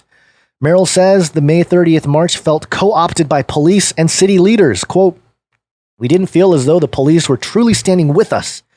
If you're truly standing with us, come and march with us in plain clothes. Never good enough. As some activists call for cities to defund the police, Camden's reforms are more incremental in nature. Quote, I think the challenge is that you have 18,000 police departments in the U.S., says Thompson. It's an industry that generally is adverse to any type of change. The only time change comes is when it's compelled. And so there you go. This is a city that's, kind of done the thing that I guess they're trying to push out in Minneapolis. And some recent numbers here. 2020, just to compare the crime rates. Camden, New Jersey, violent crime, 95.5, 100 being high crime, 1 being low. And compare that to Chicago, which is, notoriously one of the high crime areas. Chicago, Illinois, 49.9. And property crime, Camden, New Jersey, 74.8, whereas Chicago, Illinois, 46.3. Still one of the very high crime rated areas with Camden. So I don't know. I guess it's good that they tried to make some change. I guess it serves as somewhat of a case study, although Minneapolis is, I think, like 3 or 4 times bigger than Camden.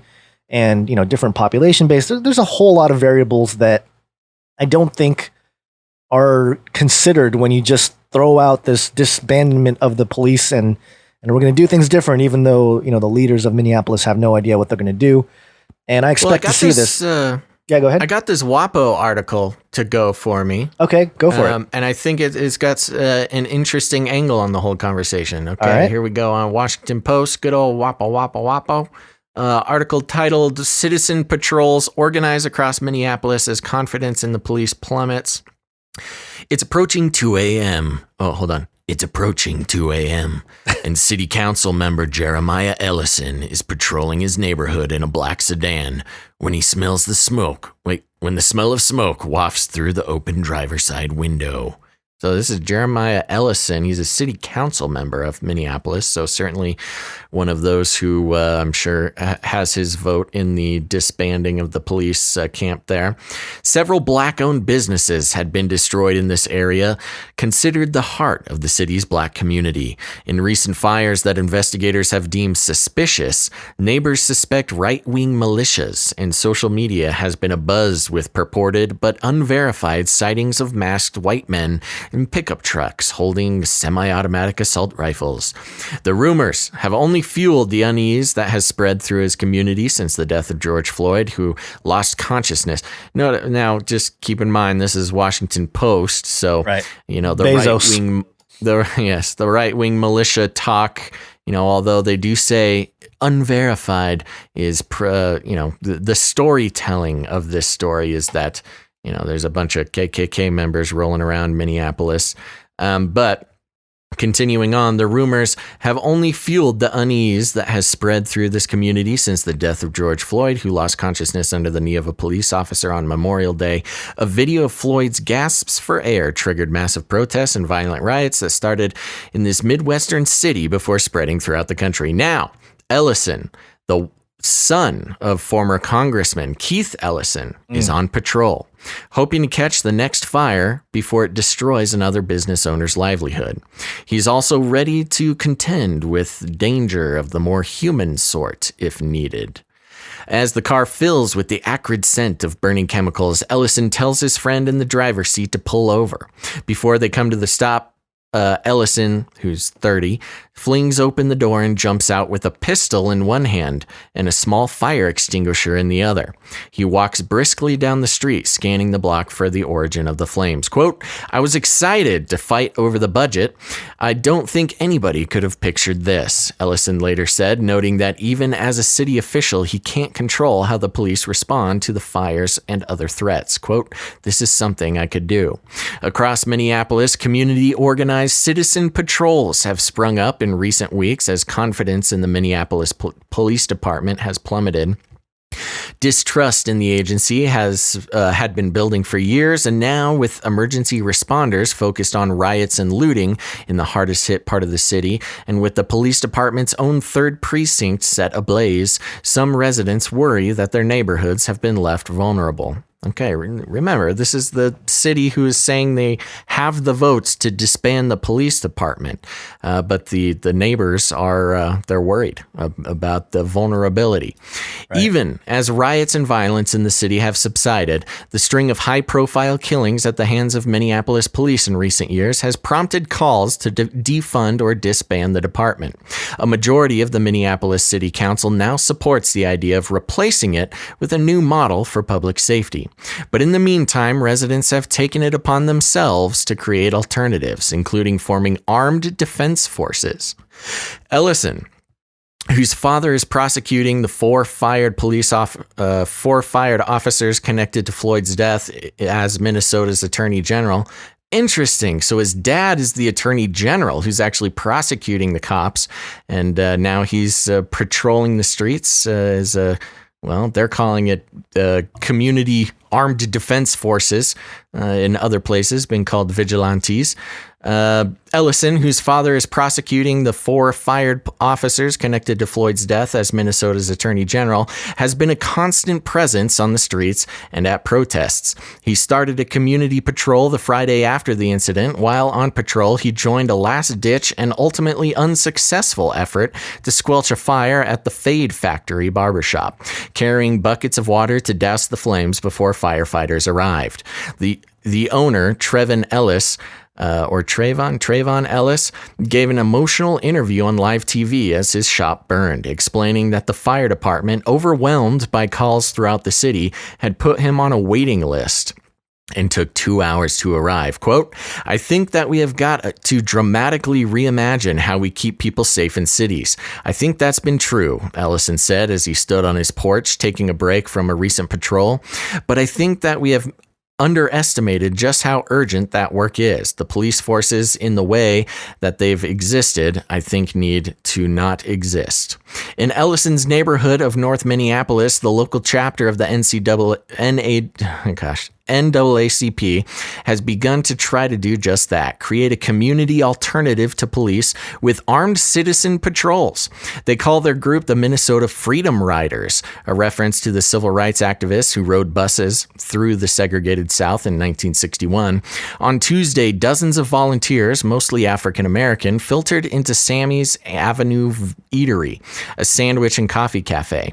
They checked in with a woman holding a clipboard who gathered their contact information, asked how many were in their parties, and noted whether they were armed. Almost all of them said they were. Then each volunteer took a seat as orientation began, led by Minneapolis NAACP President Leslie Redmond. Quote, "Too often when black people are trying to do the right thing and fight, we are left defenseless. And America has shown us time and time again that they're not coming to our protection," she told the group. Quote, "So we've got to protect ourselves." The project began the previous weekend, just days after Floyd's death, and has grown to 50 volunteers. They divide into groups of 3 that keep watch at key intersections while others go on patrol. Redmond said she spoke to Minneapolis Police Chief Madaria Arradondo about the project and also informed the National Guard. She wasn't asking them for permission, she insists. She just wanted to let them know, quote, "We are activating our community." Quote continues, "We are out here simply to defend and protect," she told the group of volunteers. "We are not chasing anybody. We are not here to shoot anybody. We are literally here to protect black businesses and our black community." The Minneapolis Police Department did not respond to a request for comment. The Minnesota National Guard said it did not have an official statement concerning the community patrols, but spokesman Scott Hawks said, quote, "Our interactions have been uneventful and cordial with the groups that we have encountered. On the streets, there was evidence of support." One evening, a Minneapolis police officer rolled down his window to chat with the volunteers, and someone in National Guard truck made a heart sign with his hands as his convoy passed one group. Volunteer Nate Pence, 36, said the fire at the Fade factory and Ellis's story about a 2-hour wait for a fire crew spurred him to join the patrol. Quote, "If it weren't for our community standing watch, nothing else is going to prevent these arsonists from burning it down," he said. MPD, that's Minneapolis Police Department, and the National Guard weren't going to keep us safe. We had to do it. The Freedom Riders do face challenges. Some volunteers worry that it will be hard to sustain turnout through the summer. Let me just scan real quick. They're worried about keeping the numbers up. Minnesota law allows people with permits to openly carry guns, though volunteers displayed various levels of comfort with their firearms. Yikes. At one checkpoint, a young man nervously looked down the street as a car approached, his finger on the trigger of a semi-automatic rifle half raised in front of him. Later, another volunteer in his 30s walked past while gripping a shotgun with one hand. Ooh, a little on edge, guys. Others were more relaxed and less quick on the draw. Tyrone Hartwell, 35, originally from Mississippi and a Marine Corps veteran, carried an AK-47 as he helped direct other volunteers. He compared the effort to his time in the military, and when asked who the enemy is in this case, he alluded to the widespread rumors of armed white supremacists arriving in Minneapolis. Quote, "We have to be armed to be able to protect them," he said of community members, noting that he has 2 young children. Quote, "That's the one reason we are armed. We are a peaceful group, a loving group. We are brothers that banded together to protect our neighborhood." Hartwell, a music producer who works under the name Sipazone, said he didn't think the national news media had grasped the level of fear gripping Minneapolis and its black neighborhoods. Quote, "They don't understand how serious it is right now," he said. "There are a lot of people who are sitting in their homes right now sleeping. They all understand how terrified our kids are.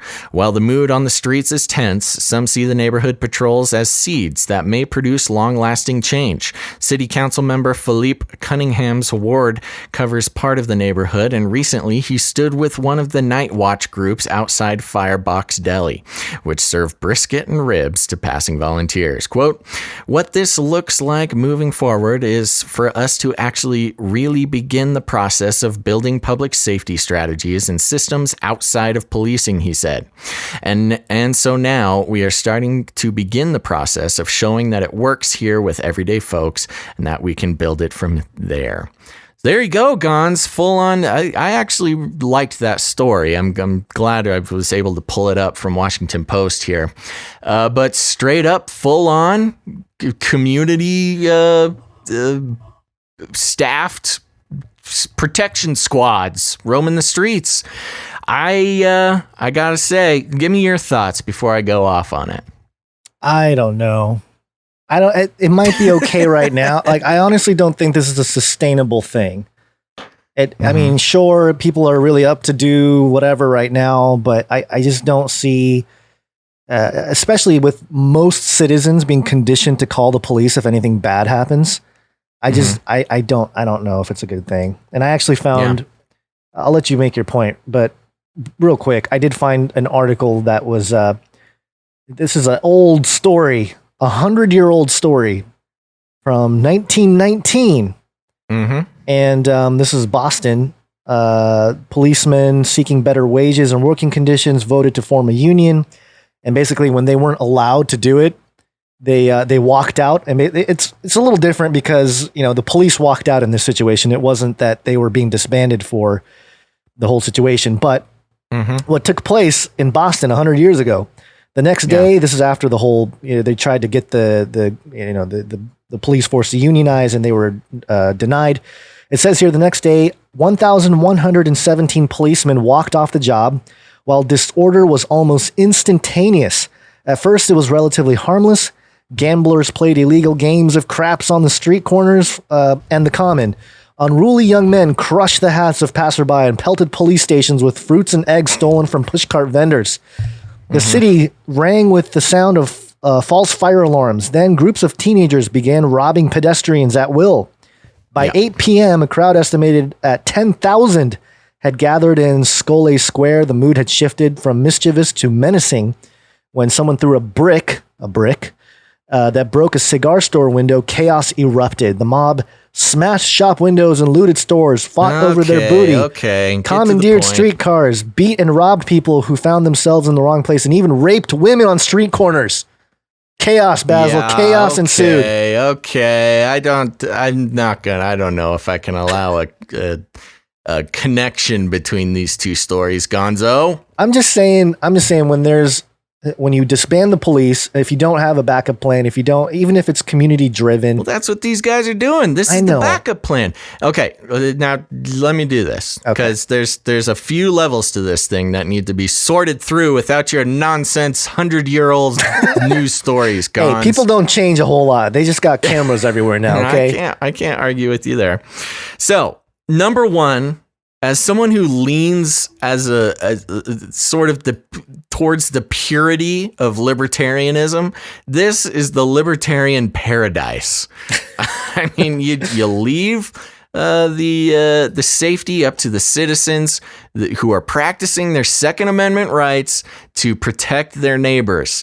That's cool. I think that's cool. Whether or not it's a long-term solution, I have no idea. I'm not a professional in that sense, but I like the idea of citizens protecting themselves and their neighbors, exercising their Second Amendment rights. That's not the reason, but an added benefit of the Second Amendment.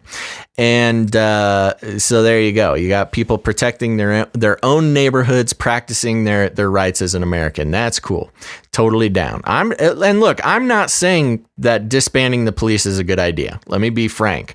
I'm very skeptical of that idea, but I like the idea of people in the absence of an effective police force and other emergency services, which is the situation that these people are in right now. Sure. Now, keep in mind, at these riots and these protests and stuff, a lot of these kids are LARPing. They're live action role playing. There's not a whole, they perceive it as not having a whole ton of consequences and they can get away with it. These are law abiding citizens legally carrying arms down the streets, sending a message to those who would, seek to do their neighbors harm. And now, again, I don't know. There's unsubstantiated claims and rumors of white supremacists and stuff coming into the neighborhoods, but also to just regular criminals, regular everyday criminals. It's one thing, and that's part of the problem that people have with the police, and especially Second Amendment folks.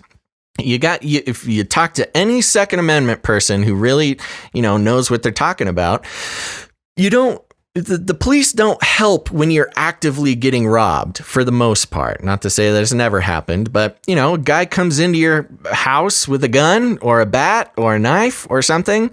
What are you going to do? You call the police? Well, they'll show up maybe in 10 minutes, 5 minutes. By then, the guy who broke in has already done what he's going to do. Now, when you have troops of armed civilians walking down the streets, it's a lot harder for an average criminal to get away with what they want to get away with. Now, so there you go. Yeah. On one side of this, Sure. I got several sides here. Okay. So one side of it is libertarian Libertarian to the max. Yeah. Cool. I'm not saying necessarily I would want to live there right now. I would like to see how this turns out. But in the concept, these are American citizens exercising their rights, and that's cool. Yeah. Now, what I don't like about this article is they almost I should have highlighted it because it was very specific how it was put. Let me scan while I kind of talk about it here. But they put it very much in a dangerous paradigm, a racial paradigm, which is not surprising for an outlet like WAPO. But they put it in a very dangerous racial paradigm where, it's a bunch of armed black people, men mostly, against, white supremacists and against white police and against, the rest of the community that isn't the black community. That's dangerous. I don't like that kind of talk. But for the most part, with the evidence that I'm holding right now, that's mostly coming from the author of this article, which is not very cool. So that's another aspect of it. Now, and here's something now, okay, I'm going to go off the top of my head for something. So if I get something wrong and somebody knows more about this than I do, bring it up in the chat.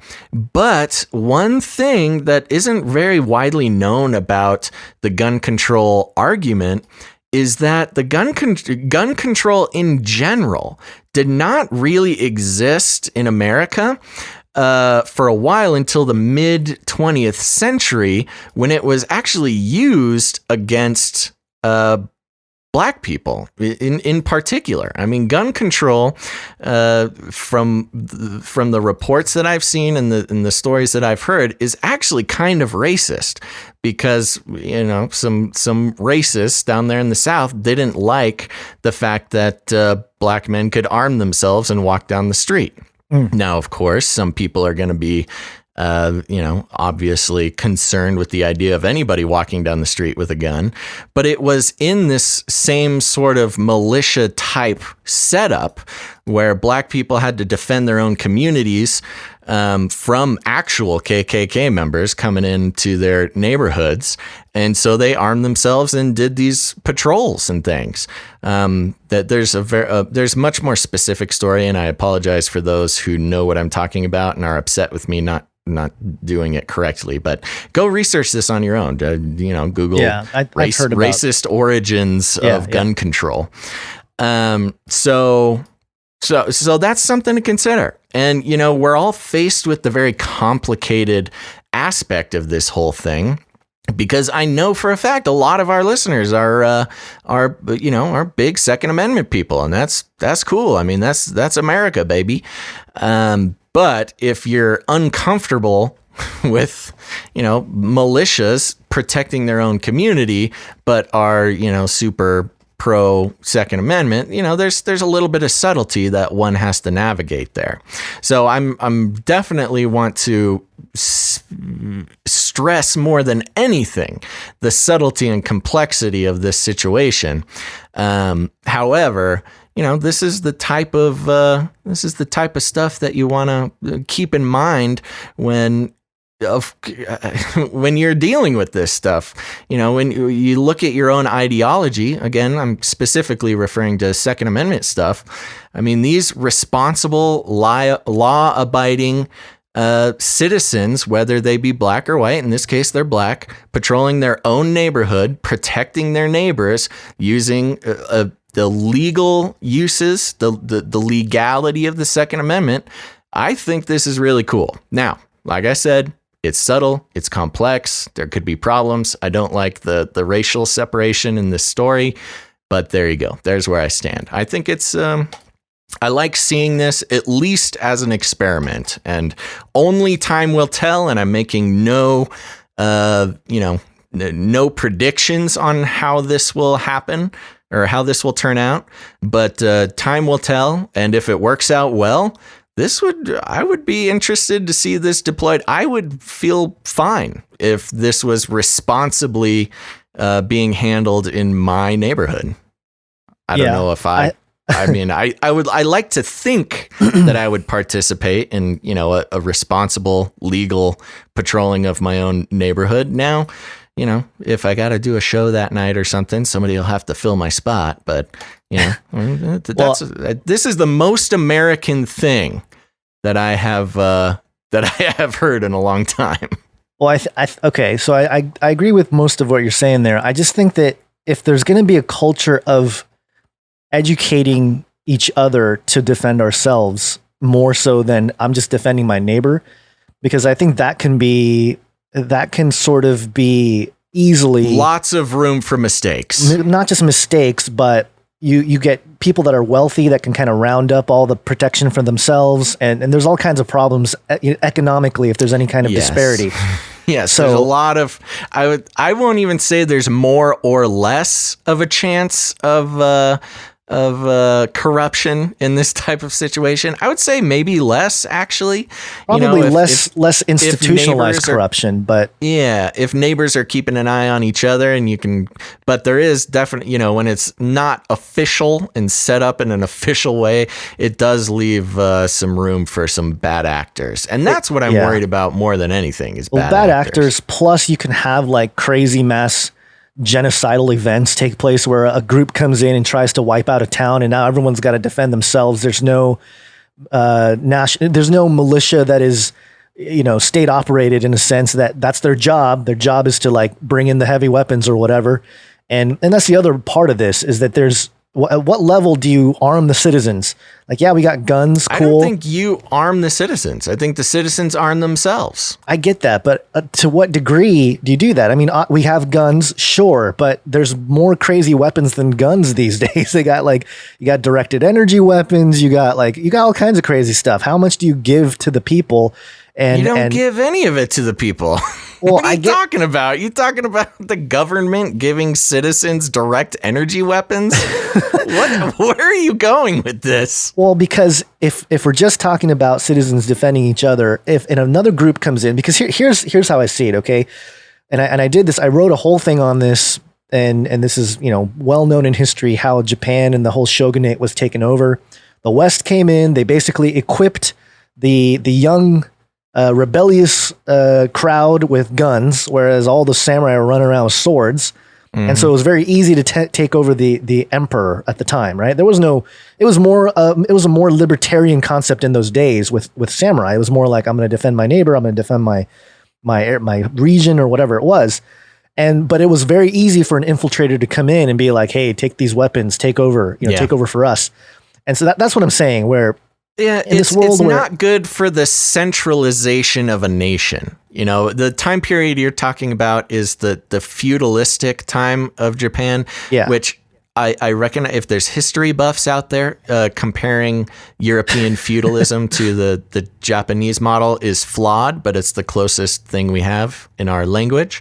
But yes, this does, of course, lead to the potential that this sort of distributed personal accountability for protections and arms and things like that does make way for a little bit of a more distributed, non-centralized United States or even neighborhood.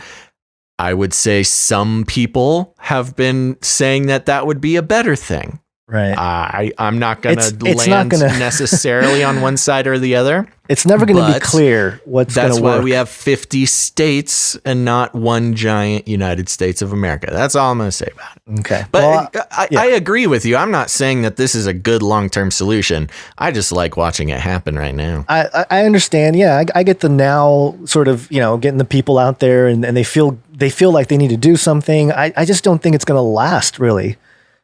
Even see. in the context of the libertarian utopia that you're talking about, I don't think it's going to last for too long. And the fact that with the technology we have today, not just weapons, what I'm saying, the whole surveillance apparatus, it's hard to get away with anything anyway. And we're creating the one thing that's troublesome about that whole libertarian utopia is it does create a sort of a panopticon type of situation where we're all kind of looking at each other like, hey, who's going to be the ones to screw up, and we're all going to come down on and you it type of deal. Certainly allows, what it does is it gives a centralized government a reason to come in and take absolute control and shut everything down, and especially to take away the Second Amendment. Yeah. That's the real dangerous part about this is the Hegelian dialectic part of it, which is, let the people band together in militias for a little bit. Right. And then, of course, there will be problems.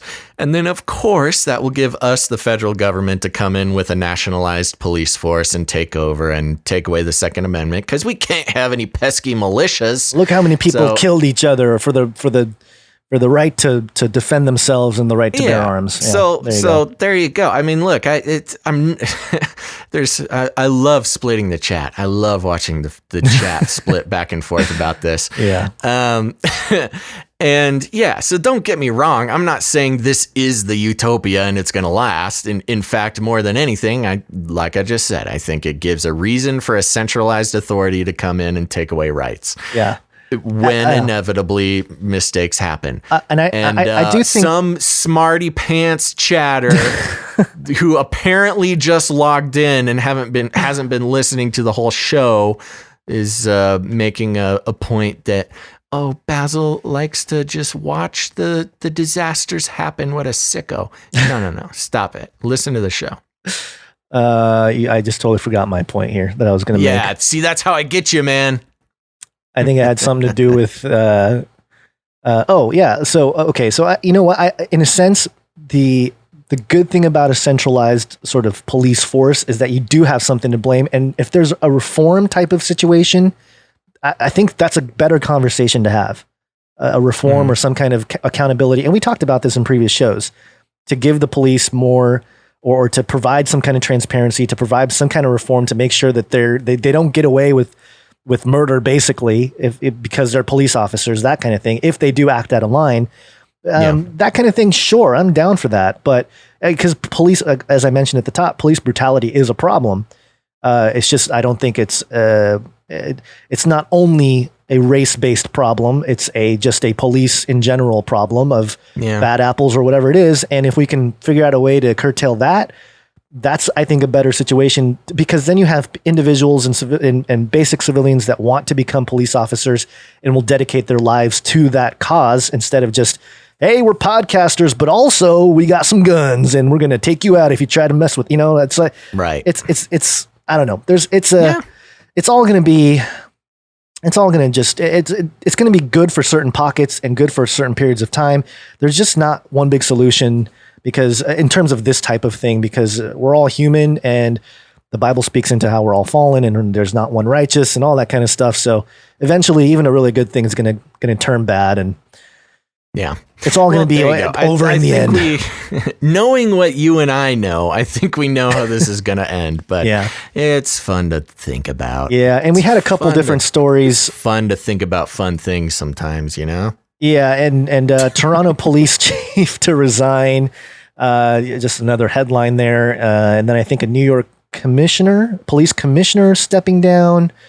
So there's a lot of pressure to, have these people that are previously in power in terms of the police force to step away from the situation. There's a VanityFair.com. It's going to be mayhem after a standoff with de Blasio. Rumors that NYPD police commissioner will step down. And I think there was a something about 300 to 800 police officers are going to step down at the same time. And you know, that kind of thing is where hopefully we don't see the repeat of Boston, Massachusetts, 1919, where people are being raped on the streets, Basil. I wouldn't want to see that. Oh my gosh. Nice straw man, Gons. All right. Okay. What do we got? Yeah, let's take one little break here. That was break. exciting enough, huh? Yep. It's break time. Come on, take a break. Come on, take a break. Here we go. A quick little break here, everybody. Don't worry, stick around. See, if you stuck through the last break, you got to experience that whole fun battle that Gons and I just had. So make sure to stick around. We got more stories. We're going to be doing some COVID updates, actually some incredibly fascinating COVID stuff, some more artificial intelligence, some really interesting stuff. So stick around. Don't go anywhere. But on that note, I want to thank some of our new Twitch followers who are coming over. I'm expecting a lot of them are coming from YouTube because they don't stand for the censorship and the demonetization and the sabotage that we've been experiencing here. So let's give some dingy old dingers. You got your dinger ready there, Gons? It's yeah, sure. Okay. Oh, sure. I don't technically have this called dinger, but all right. I have the dinger as this, which is not what we use for the Twitchers, but go on. Oh, what do we use for the Twitchers? This one. Ah, okay. I don't know. I'm going to still call it a ding. All right. Because I like referring to your dinger. Here we go. Some new Twitch followers. Amos714. Ooh, Bible passage. There we go. Yeah, probably. You look it up. This one's good, Gons. We got a new user, Age of Deceit. Ooh, I like it. Yes. Then we got Many Scoffers Will Say. Ooh, getting biblical in here. Yeah, here's a good one. Also biblical. Nephilim Kitten. Hold on, let me find the. There we go. There you go. There's your Nephilim Kitten. New user, Steely Han. Steely Han. Steely Han. Steely Hans? Han. Maybe Instead like of Steely Don. Dan. Yeah. Payan Rage. Cool. Oh, this one's good. Ruach and Roll. Ooh, I like that. Yeah, very fun. Nice. We got SpaceX Musketeer. I like that too. Very good. Unworthy Redeemed 1. Cool. And those are all the new ones. Let me refresh the list real quick, see if anything new pops up. But a big old thank you and shout out. Oh, we did have some new ones pop up. Hannah DTL. Nice. Down to listen. John Fu Master. That's funny. Sweet. Yeah. All right. Thank you very much, everybody, for following us on Twitch. As you know, we are having trouble all across the internet keeping our content up for no reason. But here we are. We're live on the Twitch, and a lot of fun new improvements to the show that we're trying to unlock, as well as ways to support ourselves. So everybody who follows and watches live on Twitch is a friend of mine. Also, we've got more friends, Gons. Do you know this? We've got more friends. There's so many and friends. just for all these new listeners, I want to let you know how it works around here. We run on what's called the value for value system. What is that, you might say? Well, what it is, when you have a show of any kind, create content of any kind online, and you get a big enough following, you suddenly start getting all these offers for advertisement on your content. And that's what's wrong with the world today, folks, because then that incentivizes the content creator to be as friendly and non-confrontational and as compliant, compliant and kitten soft as they can possibly be to keep their funding structure through their advertisers. You cannot talk about the things that we talk about on this show if we said yes to any of our advertising offers. And so in probably the worst business move of our life, we made a commitment to not take advertising dollars. Now, what does that mean for us? Well, it means we're pretty much broke unless the listeners and the audience finds value in what we create, in which case they have the opportunity to put value back into the show, keeps it going, keeps it growing, and keeps food in the mouths of Gonza's children and my cats. And that's very important nowadays because we're not essential employees, Gonz, except for our listeners. We are your essential employees. I don't know if I've announced this on the news talk or on anything really, but there's a little son coming for me. There's a mini Gonz. Little mini Gonz boy on the way. Oh, and wait, it's a boy? I don't think I knew this. I don't think you told me this. Oh, I didn't tell you? Okay, yeah, it's a boy. Oh my gosh. It's a boy. Little samurai prince. I know. It's going to be, oh man, my hair got super gray. We need to get more. We need to get more value for value producers joining on. We have another mouth to feed. Holy smokes. Yep. So there you go, everybody. There's a new Samurai Prince coming into the world. Gonz, congratulations, my boy. Your first son. Yep. Very, very proud of you. And so there you go, folks. There's the call. We are value for value. And here's the thing. When you donate to the show or participate, create art, create jingles, create music, share the show, do anything, send us articles, you're not just a listener. You're not just an audience member. You are a producer of the show.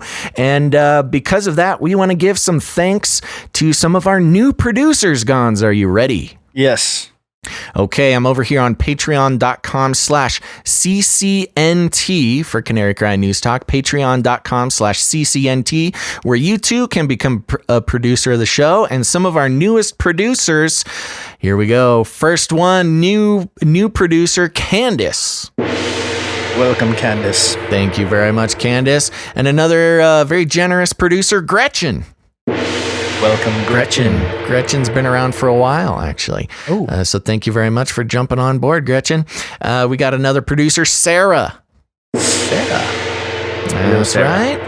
And one last new producer named Ravana. Ravana.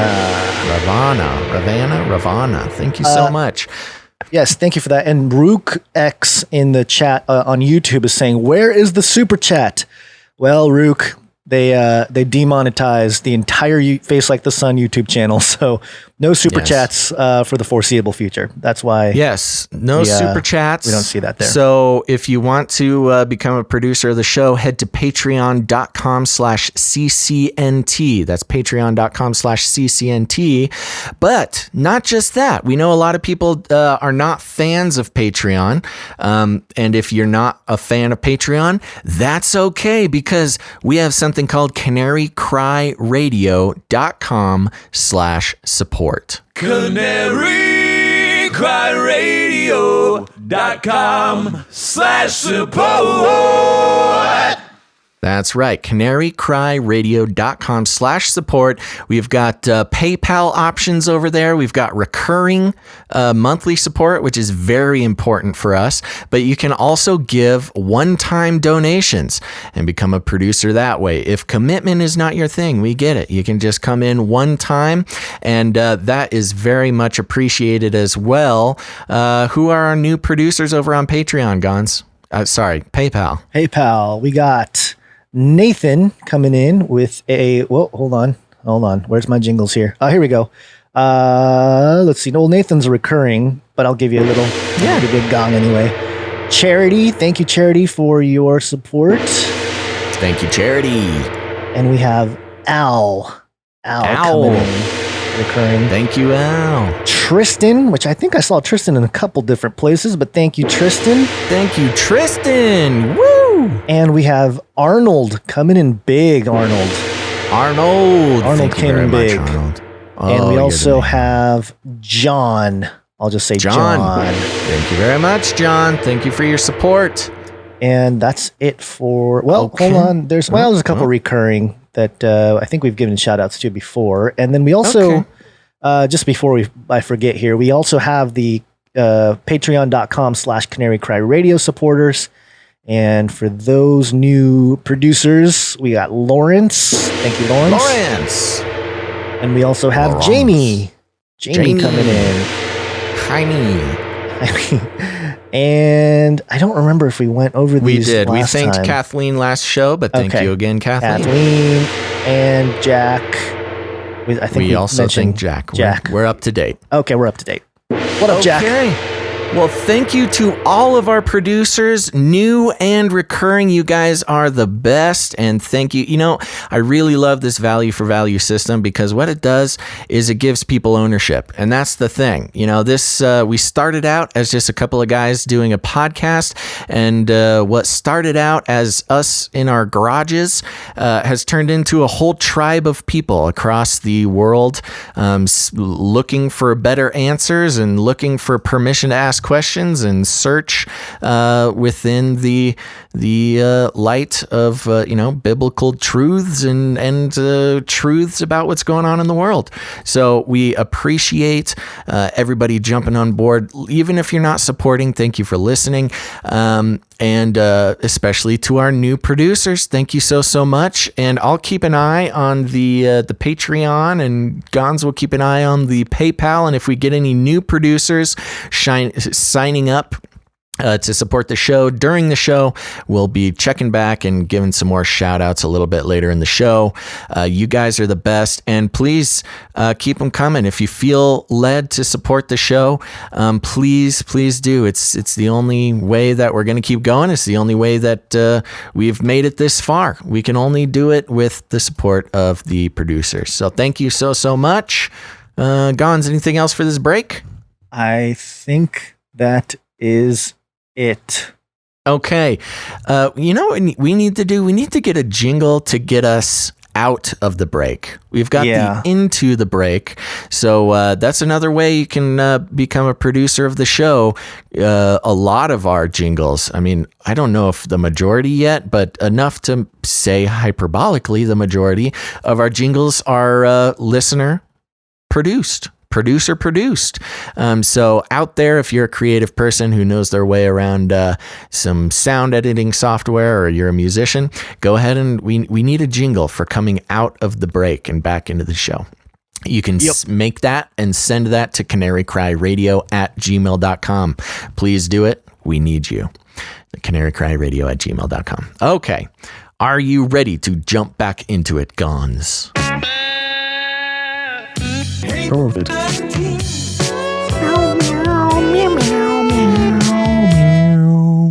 That's COVID right. We're updates. Jumping back into the COVID. Got to keep an eye on it because, of course, news has been sparse on developments of the global pandemic that is COVID-19. The mask wearing continues to fall, Gons, across society, except for those at protests. Well, you go to the store, you go to all this stuff, it's all still COVID'd out, at least in my area. People wearing masks. You can't go into stores unless you get sanitized by the man with the spray and just the whole deal. So, yeah. All right. What do you want to take this one? You actually did a lot more of the So research on this one. There was a story that was that came out. And the headline was, Norway scientist claims report proves coronavirus was lab made. And it was on Forbes.com.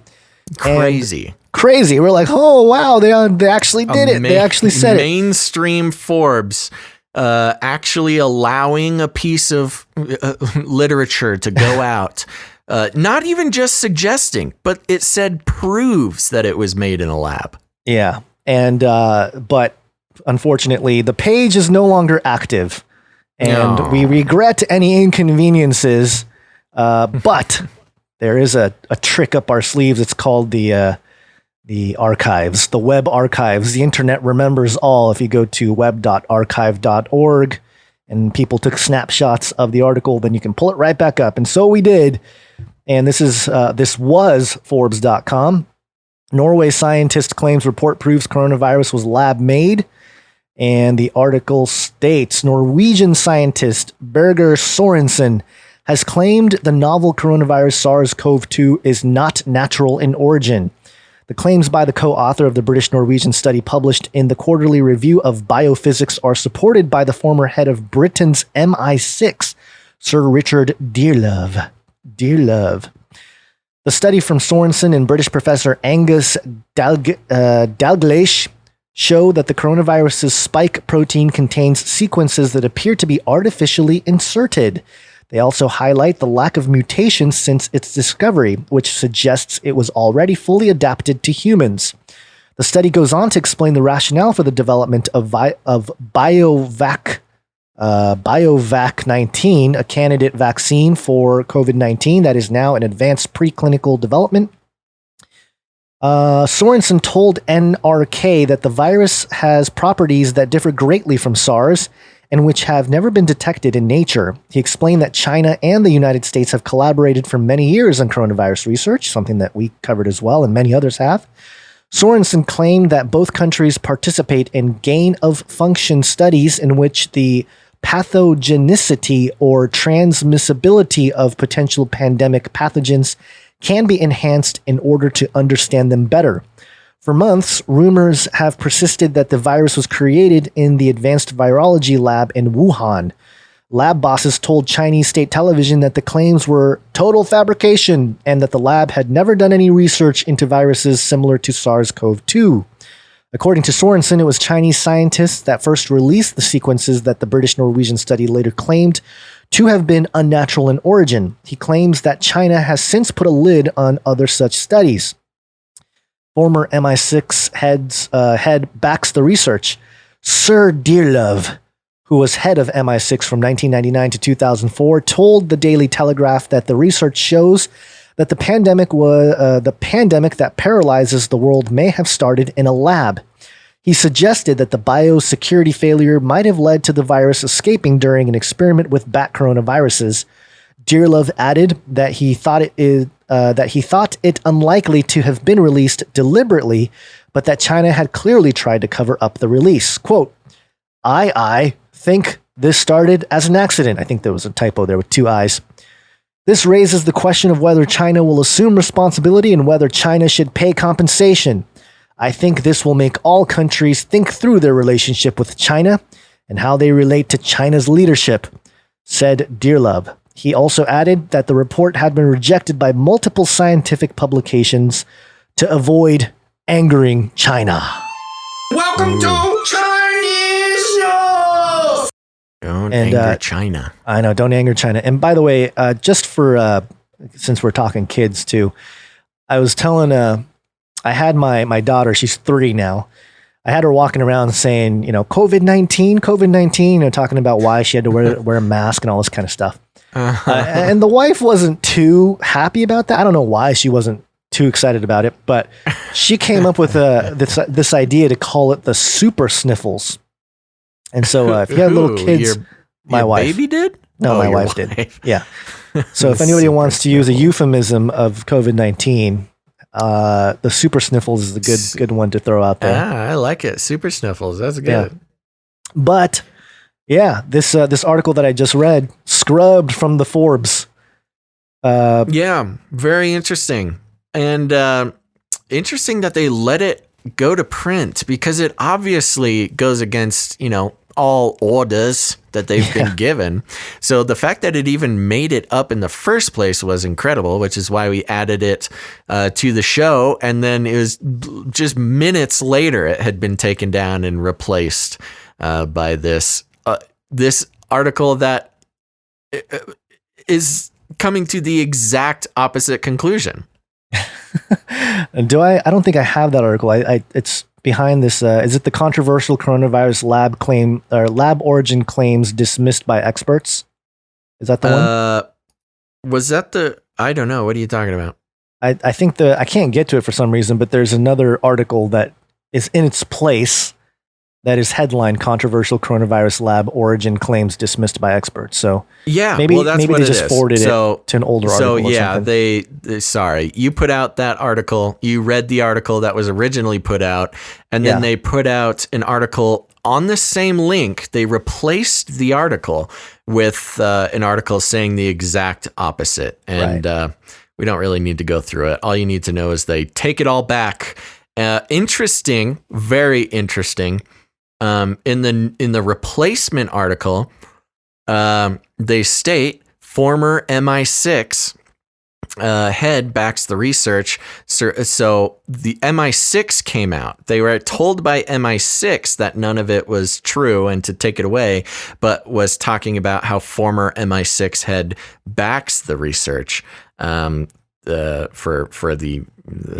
maybe I should just read it. I mean, read part of it. Long story short, it was it was MI6 who came through and said, no, this is wrong. You can't put this out there. Well, because this is a former MI6 that came out and said this, right? The guy in the original article. Let me just read it. So they start out basically. Let's see. Shoot, I just got to read it. Hold on. Well, just read parts of it. You don't have to read the whole thing. Yeah, it's hard to tell because I haven't. I didn't. You didn't highlight anything, so I'd have to kind of scan through. Long story short, MI6 came out and said no. Okay. So which debunking the intelligence community got involved with this scientific research coming out. MI6, the sort of CIA of Great Britain there, for those who don't know, part of Five Eyes, the international intelligence community. So there you go. We're running out of time but you can hit the show notes. We'll put the link in the show notes for you. Yep. You got another COVID story though. Yeah, here you go. Hit me with that jingle. COVID.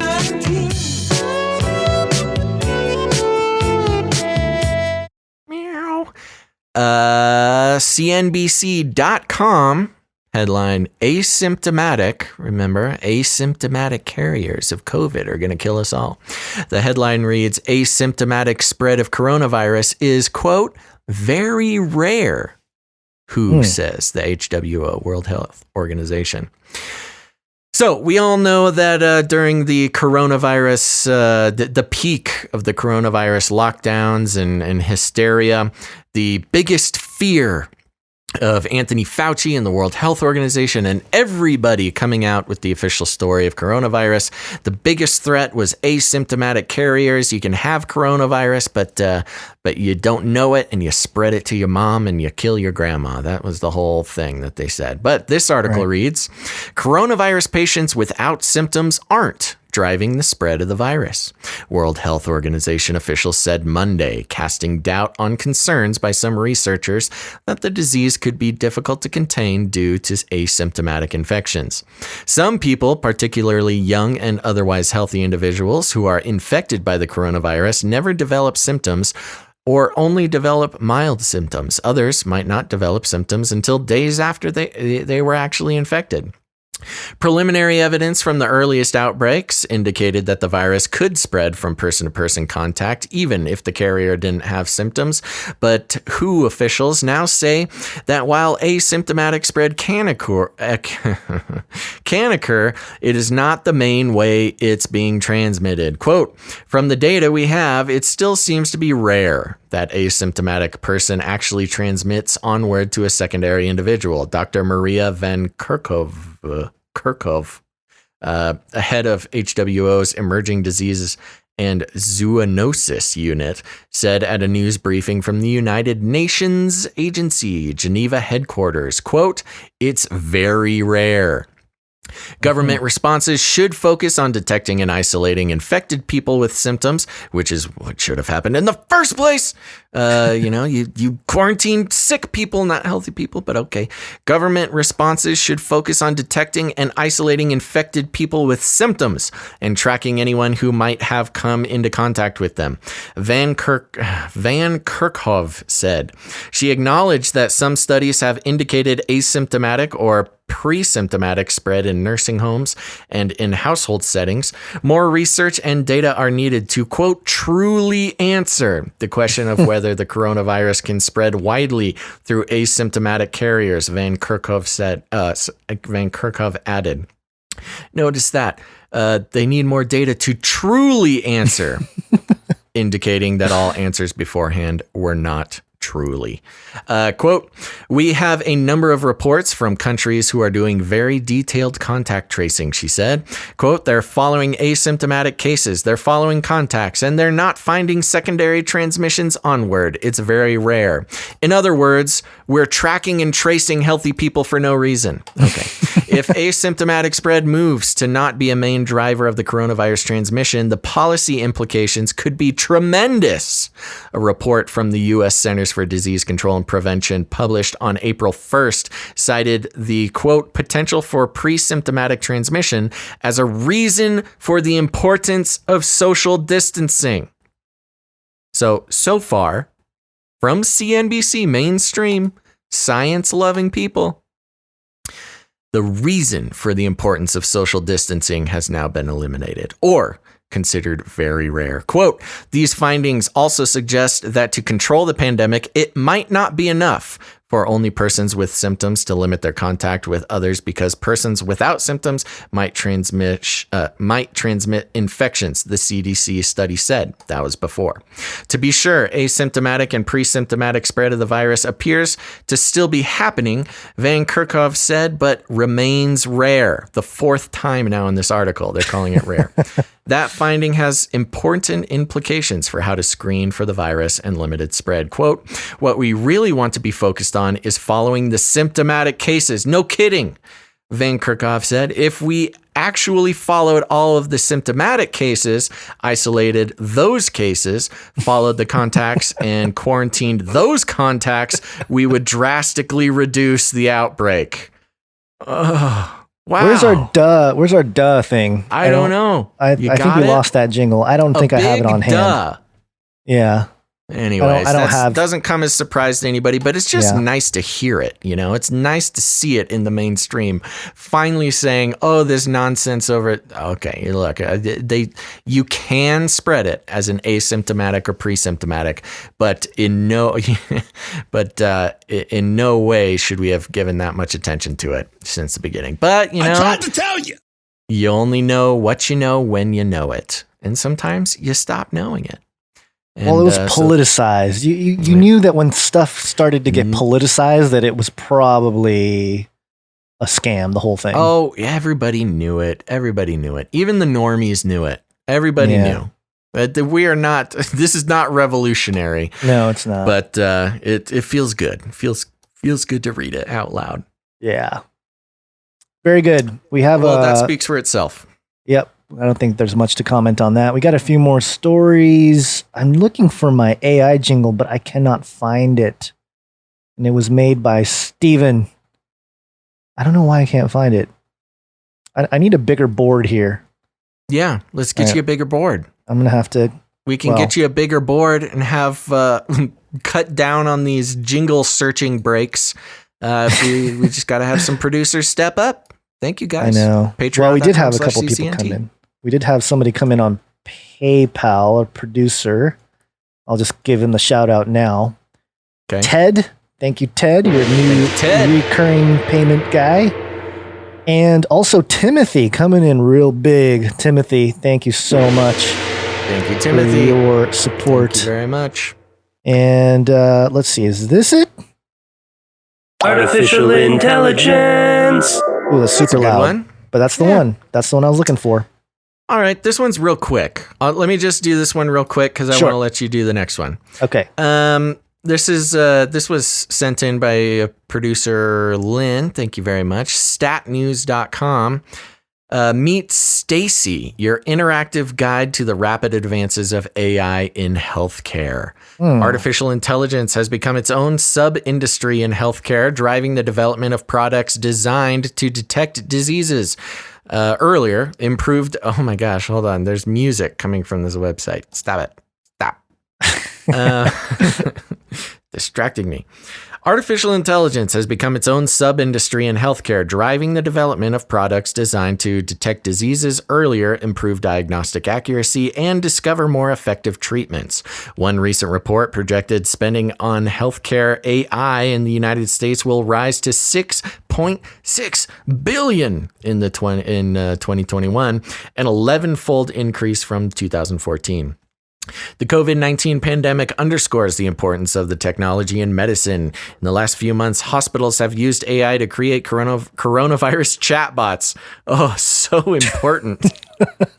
That's what the world needs is more chatbots. That's where the billions are going. $6.6 billion in chatbots. Oh my gosh. that the hospitals have used AI to create coronavirus chatbots, predict the decline of COVID-19 patients. Who cares? Okay. And diagnose the disease from lung scans. Its rapid advancement is already changing practices in image-based specialties such as radiology and pathology, and the Food and Drug Administration has approved dozens of AI products to help diagnose eye disease, bone fractures, heart problems, and other conditions. So much is happening that it can be hard for health professionals, patients, and even regulators to keep up, especially since the concept of language of AI are new for many people.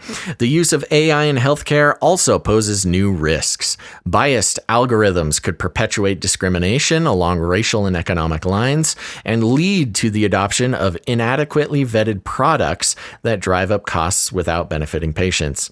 Understanding these risks and weighing them against the potential benefits requires a deeper understanding of AI itself.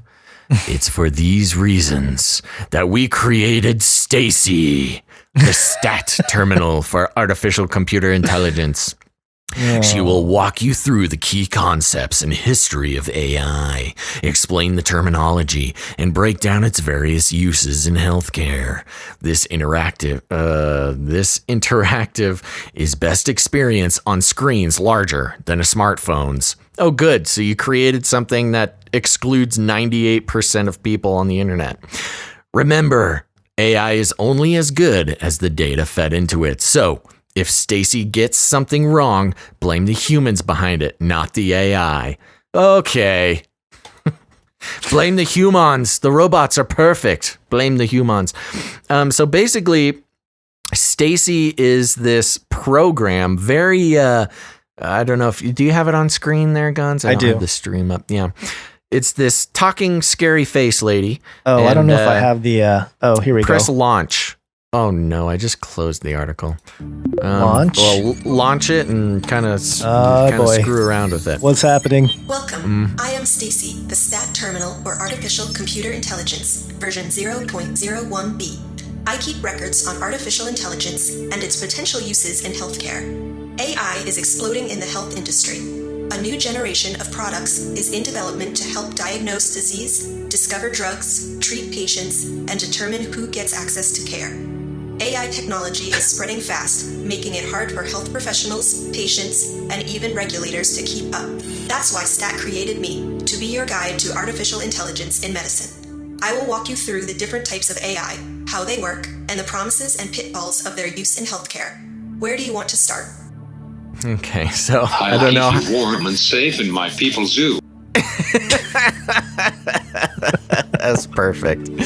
So there you go. Stacy is basically artificial intelligence PR. She's an artificial intelligence PR person. So you can click around, learn about AI. Of course, it's all done in the best light, and no mention of the Skynet takeover yet that I could find within it. But be careful, don't put any information in there that you don't want to, kept on some database somewhere and used to train the AI. But there you go. This is what's out there as trying to win people over to the Skynet takeover. I like how they try to make it look all glitchy and make it look all computery and all this kind of stuff. But the mouth movements to the actual words being spoken, not very good. I felt like I was watching some dubbed stuff. Maybe they had to dub it in English from the AI language, the bleep blop language. I don't know. Of course they did. That's what you always got to do that. You got to get that human touch. Just want to shout out Alex coming into the Canary Cry Radio Patreon as we speak. New producer. Thank you, Alex. Thank you very much, Alex. And anybody else who comes in, we'll do one more little break near the end of the show. We'll give you some shout outs there just to keep. They're just coming in, man. They're coming in. I know. We got the greatest producers, man. We're running out of time, but I do want to get through this one real quick. And then maybe we'll do, we do have a quick, let me just mention this. Epstein didn't kill himself. Jerusalem Post. That's it. Yeah, that's it. That's what you wanted to mention. That's the news. Jerusalem Post, U.S. authorities seek to question UK's Prince Andrew over Jeffrey Epstein. Yeah, he got all that new heat with the Netflix special. Yep. So some more questions being asked, but still not really talking about the transhuman creepiness of the Epstein situation there. And also, I'm going to move right along here because there's not much to say on that other than there it is. Here's another thing that I think, if you've been like a truther for a long time, then this is one of those stories. OG, yeah. Then this is a truthiness. Topic. I tried to tell you. And this is let's see. This is finance.yahoo.com where this article is published. Neurotoxicity experts lead off federal fluoridation trial. Wow. Yeah. So I'm just going to read a couple paragraphs here. Top experts in children's brain development were scheduled to lead off testimony Monday, that's today, in a groundbreaking case that challenges the nation's water fluoridation program, according to the Fluoride Action Network. Pre-filed declarations of Dr. Howard Hu and Bruce Lempier, both medical doctors and research scientists, make clear that their robust studies indicate that fluoride has the potential to lower the IQ of children. There we go. There you go. We've been trying to tell you. I tried to tell you. But I think this is a pretty significant deal that it got to this point. Yeah, where the trial is kicking off. The fight against fluoride, given oh my gosh. For those who don't know, if there's any new people here, fluoride is something that's put into the water supply of most major U.S. cities, at least. Yeah. And it's put in there for the reasoning. Now, here's the thing, some context. Fluoride is the byproduct of some pretty nasty chemical processes in manufacturing. And they have all this byproduct called fluoride. Oh, what are we going to do with it? It's a known, documented neurotoxin. Yep. And is super unhealthy in big quantities. The reasoning for doing what they do, which is, what do we do with all this toxic byproduct? Well, it's good for your teeth. So let's put it in the water supply, as well as toothpaste and a lot of other things. But specifically putting it into the water supply, reasoning being that it'll be good for the teeth of those experiencing homelessness. We don't want to create meaningful, useful programs to help the homeless. We don't actually want to help them get out of that situation. What we do want to do is help them with their teeth by poisoning the water supply. That's been happening for most of the 20th century, now into the 21st century. There's been people, crazy conspiracy theorists talking about this for at least a generation or two, but not, they just get schlepped off as tinfoil hat wearers. But here you go, an actual federal case being brought by scientists that this practice needs to stop. So very, very interesting. A big victory for the OG tinfoil hat people. It will kill. They've been saying it all along. And obviously, everybody mentioning the gay frogs. I know, I was going to say, Alex Jones famously said, turn the frogs gay. They're putting the chemicals in the water, it turns the frogs gay. So there you go. We should just have that clip on. We should have that clip on call for when we talk about the really crazy stuff. Yeah.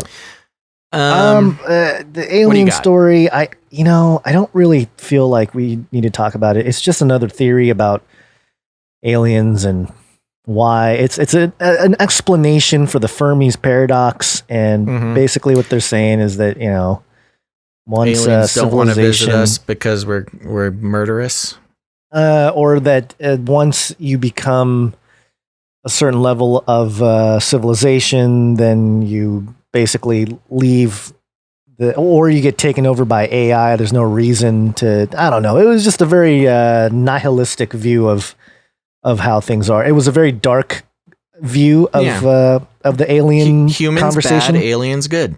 Yeah, basically. Where are the aliens? As Elon would say. But I have a couple Nephilim updates, so I want to get through those. Yahoo! Nephilim update. I did the fun one first. Well, not fun. The regular one first, and then the second one's kind of disturbing. But this one comes from sciencenow.co.uk. Simontov review: Lessons in Mysticism. Asaf Asheri. Mazi Simontov is a detective at the head of a new division that relies on mysticism to aid their investigations. This is a game, I think, by the way, or a book or something. When a young girl goes missing, Simontov, and by the way, giant triangle with an eye logo for the whole story here. When a young girl goes missing, Simontov has to partner with her former lover, Yariv, with tension between them mounting and supernatural clues piling up. Mazi and Yariv find themselves within a plot to bring on the apocalypse. So much Simontov could have easily been a generic missing persons thriller, and Asaf Asheri doesn't shy away from including some conventional aspects. Mazi is having trouble reconciling her private life with her job as her relationship with her husband suffers, which increases as she is partnered with Yariv. There's also great tension between Mazi and her mystic mother, Rachel, who is perhaps the most fascinating character in the book, with a history that is hinted at. However, Asheri combines this cop thriller with Jewish lore to great success. As the story unfolds, the role of the Nephilim, fallen angels, interesting that they call them the fallen angels, become more apparent, and their long-standing enmity with a group called Lilith's Daughters. With rituals and mysticism being the apocryphal second woman in the garden. Right. With rituals and mysticism throughout, Asheri produces an intriguing supernatural thriller cocktail. If you are someone who is interested in religious supernatural elements like this, Simontov is something you should run to. Nephilim update. So there you go. There's one story. This one's a little more disturbing. International Business Times. Stepfather impregnates 14-year-old girl, says God had occupied his body. Oh, jeez. Yeah. The mother of a 14-year-old girl who was in for a shock when doctors said that her daughter was 2 months pregnant. When asked, the teenager said it was an act of Ong Tep, which means God or deity. But after a preliminary probe, it was found out that her stepfather had sexually abused her. The incident in Buriram in Thailand came to light when the girl collapsed and was taken to hospital. The hospital. She told the hospital. Taken to hospital. That's our UK friends. Oh, that's right. Again. That's how they say it in the UK. Okay. She told hospital. There was a the there, but okay. She told the hospitals. Okay, she told hospital staff that a deity had done this to her. She's now being housed at Buriram Shelter for Children and Families in the northwestern province in Thailand. Yada, yada, yada, skip through this. In a similar case in July of 2015, a 15-year-old girl had claimed that Jesus Christ had impregnated her through a Nephilim, a race that are referred to in the Bible as heroes of old, men of renown. The girl's family, being believers, did not contest her claim. Nephilim update. I don't know what they got going on. That's crazy, though. Yeah, I don't know what's going on in Thailand over there, but they should come on, Thailand. They should get it together and just confess to their crimes instead of blaming God or Jesus or the Nephilim for that matter. I don't know how that's a really intricate claim there. Jesus Christ impregnated her through a Nephilim. It's very I don't know, maybe they should go back and read their Bibles. Jeez. Yeah. People don't even read their Bible, for heaven's sakes. Okay. All right, Gons. Wow, we did it. We did a show. We did a whole show. Another one. Yeah, 2.5 hours plus. That's right.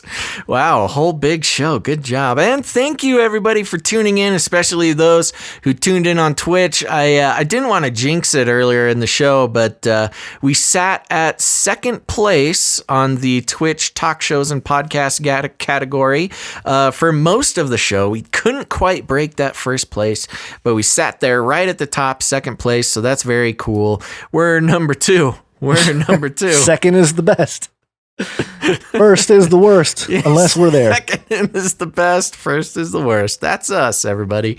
So thank you very much for supporting us on Twitch, helping us hit our goals over there. Very exciting. That should be, we should have an update on that very soon.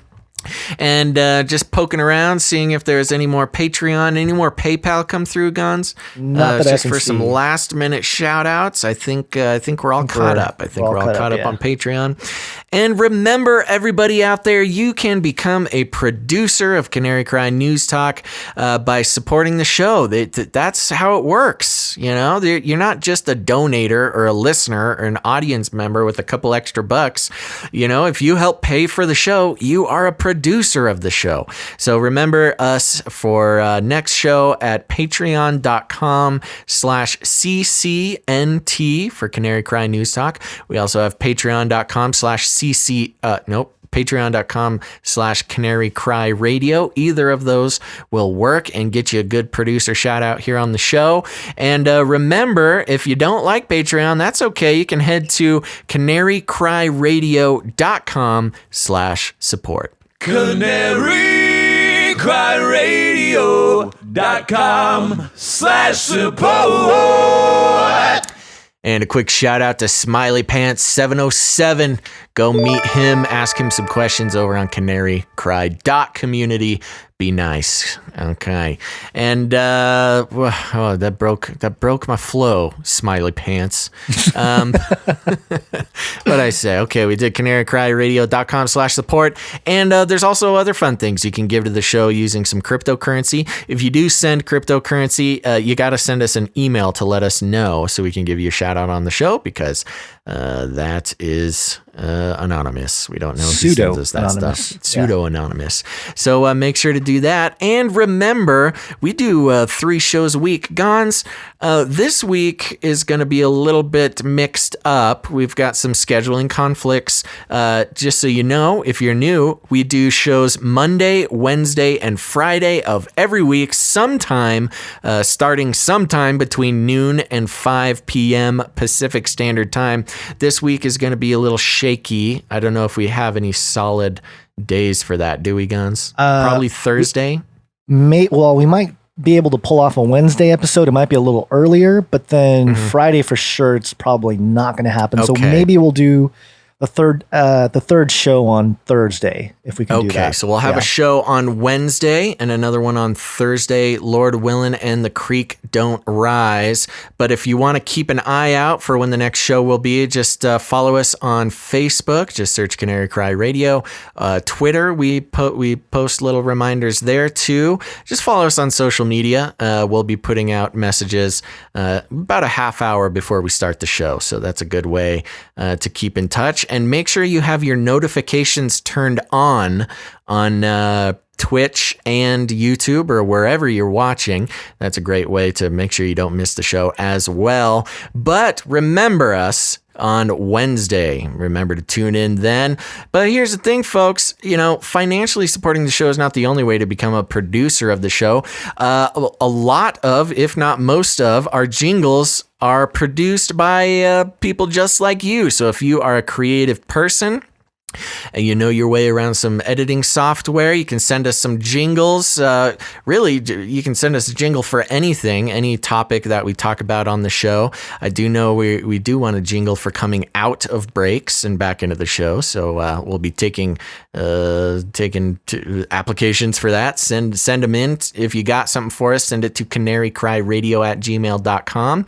Also, if you're an artist, a visual artist, we love getting art from our producers as well, and we post that all over the place. A couple shows ago, Jim sent us an awesome reimagining of the Canary Cry Radio logo. You can see that on our Facebook, getting a lot of likes on that.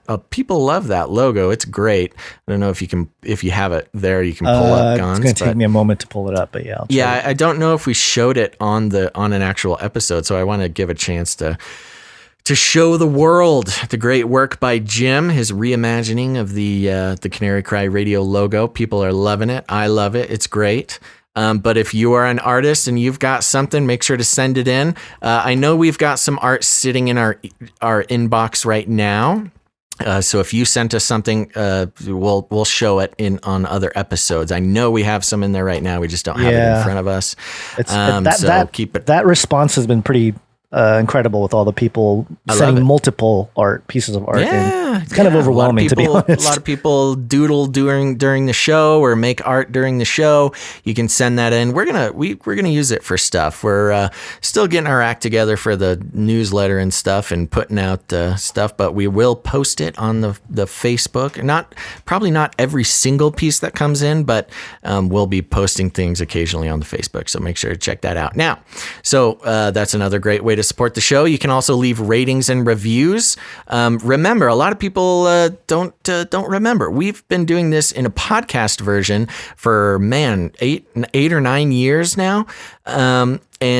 So we've got 8 or 9 years worth of material. Just search Canary Cry Radio or Canary Cry News Talk on any podcast catcher. Subscribe there and download, and you can listen to all the episodes we've ever done. You're going to want to do that. Search Canary Cry Radio and Canary Cry News Talk. Those are 2 separate shows. So you want to check that out. But if artwork or finances is not a way you can contribute to the show, here's another great way to do it. You're going to want to find the people that you love, people, your friends, your family who are still getting their news from the mainstream and their Facebook wall. You're going to want to walk right up to them. You're going to want to grab them by the cage. And then what do you got to do? You're going to have to shake it, Gons. The end of the world occurred pretty much as we had predicted. I want to shake things up, stir up some controversy, rattle a few cages. Hey, stop that! You'll never silence me. I'm the last angry man, a crusader for the little guy. Leave the bird alone. Never. Rattle a few cages. Rattle a few cages. The human race will have every opportunity to improve. And if they don't? Ask Noah. That's right. Just go ask Noah. Remember to come back for the next show. Remember to tell your friends. Remember to support the show and send your art. We're going to be back on Wednesday. And stick around. The show is not over. We're going to have a playlist of great and hilarious songs written by producers sent into us. We've got a whole playlist building at the end of the show here. Stay in the chat. Stick around. And enjoy the work of fellow producers. And if you're a musical person, if you are a musician, etc., you can make a song based on the show, based on whatever, a topic or, I don't know, a theme.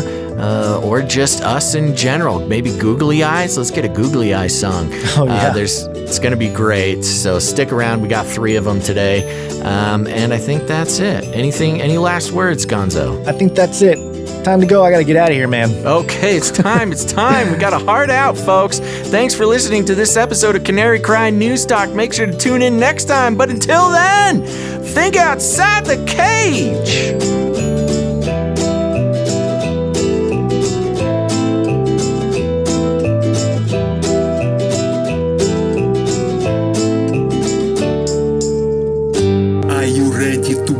Cyborg? I want to shake things up, shake things up. I want to shake things up, shake things up.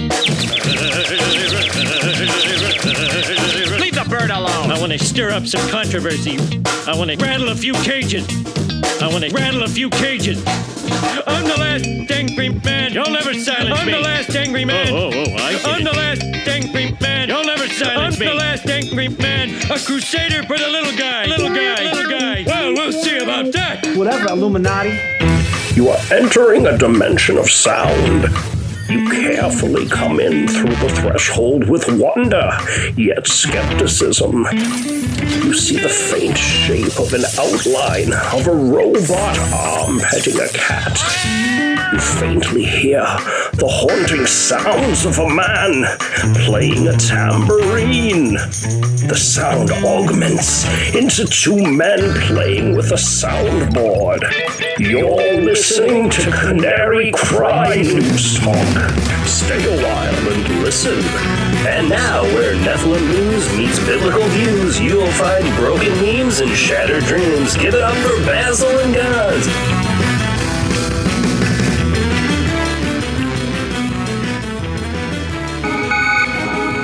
In the future, humans will be confined in a people's zoo. I'll keep you safe and warm in my people's zoo. I'll keep you safe and warm now in my people's zoo. You, yeah, you in my people's zoo. I'll keep the cameras on in my people's zoo. I'll keep the cameras on now in my people's zoo. You, yeah, you in my people's zoo. I'll keep you warm and safe in my people's zoo.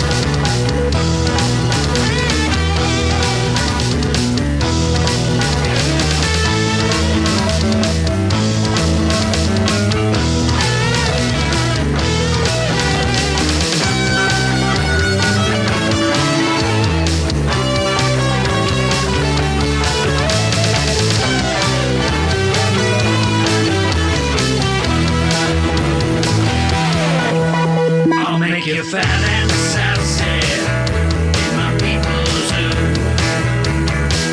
I'll make you fat and sassy in my people's zoo. You, yeah, you. You, yeah, you. You, yeah, you in my people's zoo. I'll keep you warm and safe in my people's zoo. Well, isn't that special?